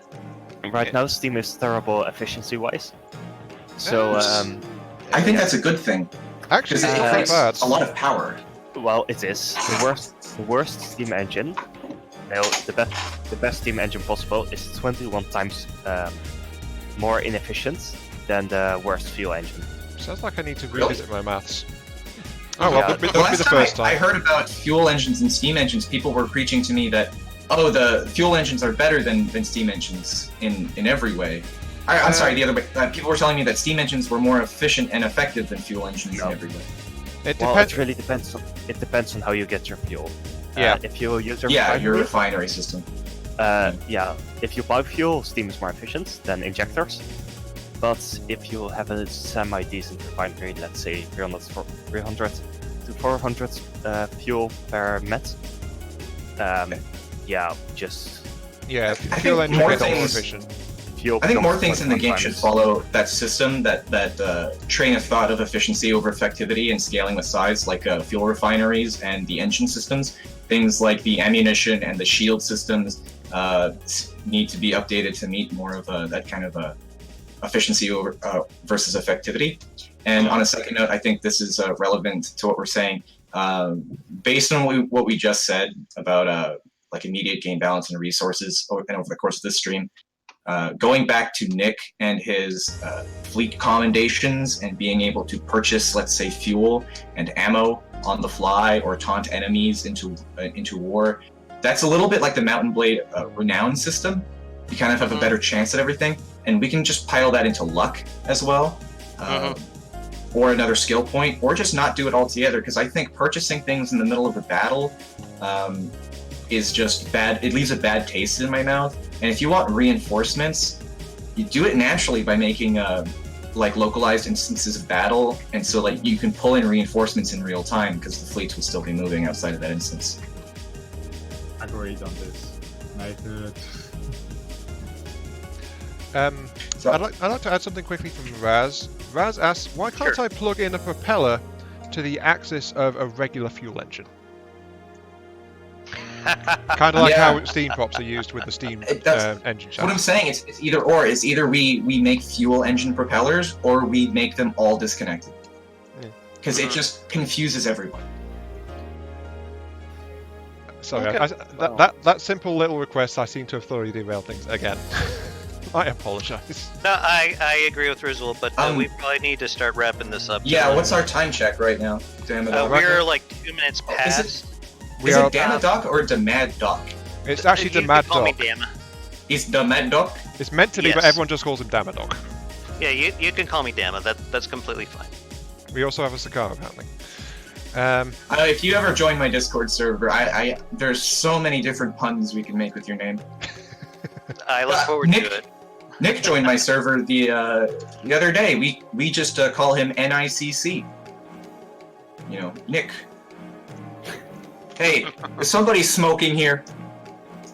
I'm just having fun with mimics. I absolutely love this. This is so cool. Can you just continue? I'm so entertained watching it. I really am. You are very amused. Oh, I'm happy. It's a very rare thing for me to be in a state of, but I am happy today. So I'm taking advantage of it. I feel like my nickname is perfect for your server then. We can do so much. This is You like a don't- ton of fun, guys. I hope this is something we could you don't do get like the on a, Absolutely. at least a monthly basis. I'm sorry for you guys having to go through chemotherapy just talking to me. Should I give my tip now? Yes, go ahead. Oh, yeah, sorry. No, as I said, we got thoroughly sidetracked. Yeah. Okay, I suppose... New dimension of sidetrack. Since I can't talk about what it means to have a good vehicle, since Hertzmeister already touched on that with his Kill him, thing. brother. That's why I had to stop and think for a while. My tip would be, don't be afraid to go back to a system and keep tinkering with it. I agree. Because you don't know if you'll find something which just suddenly clicks and makes sense to you, or something that works in a way that you like better than your previous understanding about it.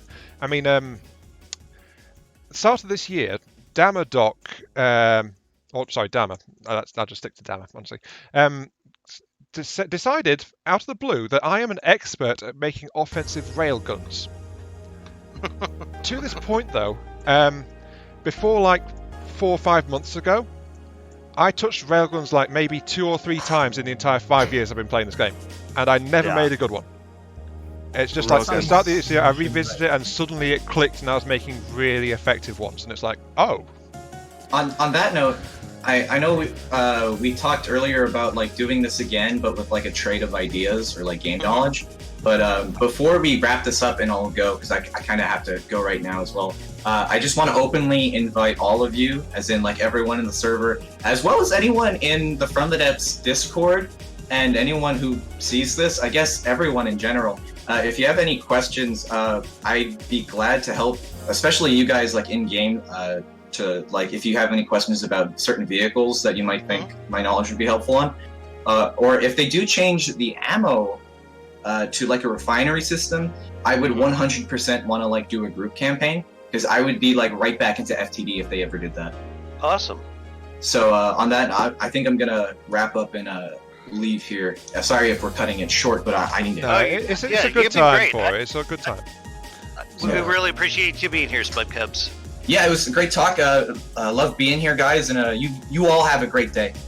Yeah, thanks, take care, man. Thanks for joining us. Yeah, anytime. And with that, unless anyone has anything else that they'd like to add, I'd like to start signing off. There is one thing I would... Well, don't worry, this is not me stealing the stream again. I've done that enough already. You're fine. I would have preferred to mention this before Spud Cups had to go, but I follow the old rules of Total Biscuits. Does anyone have any plugs or channel links they wish to share, so that people can find us in other places if they so choose? TB always did that, and I think in a gathering like this, it would be a good idea. You're probably onto something, Ion. But yeah, me and Ion, we do a streams of 7 Days to Die on Fridays. So yeah, come watch that. It usually ends up being a lot of fun, and we also both do streams of From the Depths every so often as well. You don't forget to mention that, since we're on From the Depths. We've done a couple of co-ops too, as I recall. So yeah. And where can they find you, Dama? Where can you find me? I have a Discord. I believe there is a link to it on the actual Discord server, and also you can find me on YouTube. I think that's it for the moment, though. Hertzmeister, anything you'd like to say, sir? Well, yeah, I mean, I just mentioned, I guess, at the start of this that I do have a YouTube channel, though it's all in German, unfortunately. But it's wunderbar, no? Yeah. Well, I couldn't resist. I'm sorry.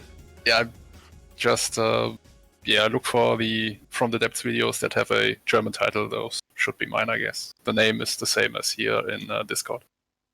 I could post my YouTube link in Aeon Stream, if I may. Of course. Go ahead. Okay.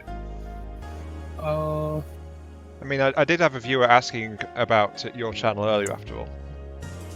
Maybe one of his German-speaking subscribers or followers. I don't know. I suspect so. They've always I know spoken you got a English few. Yeah.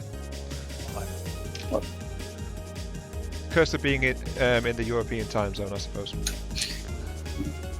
There it is. Thank you. Alright, I guess I'll start signing off here. This has been, I'm sorry, Ion, were you wanting to say something? I've not told them where to find me yet. I keep getting left out. I'm so sorry. Go ahead. Oh, my bad. Oh no. I feel terrible. That's all right. It just seems to be happening. It just seems to be happening all stream basically. I know. Okay. I keep forgetting where we are and what we're saying and what we're doing. That's fine. I'm like that as well. But yeah, I run a YouTube channel. I am Mark 3. There's no space, so it's just like ARYONMK3. As Damon mentioned, I do some streams with him. Like we try to do 7 days to die every Friday. I sometimes stream from the depths, and I do just general video content, doing let's plays of games. So that's kind of what I do, and that's where you find me if anyone's actually interested. And there we go. Awesome. I tried to keep it short. Again, sorry for cutting you off there. No, I interrupted, so it's fine. This has been tons of fun, guys. I hope this is something we can do again in the near future. This has been Damodog82 with the Heistmeister. I'm Mark 3, Spud Cubs, and Brick, and we still got a whole bunch of other people who have been chiming in through the FTD Discord. I want to thank you guys for coming in and sharing your input with us. It's been great having y'all. Thank you all very much.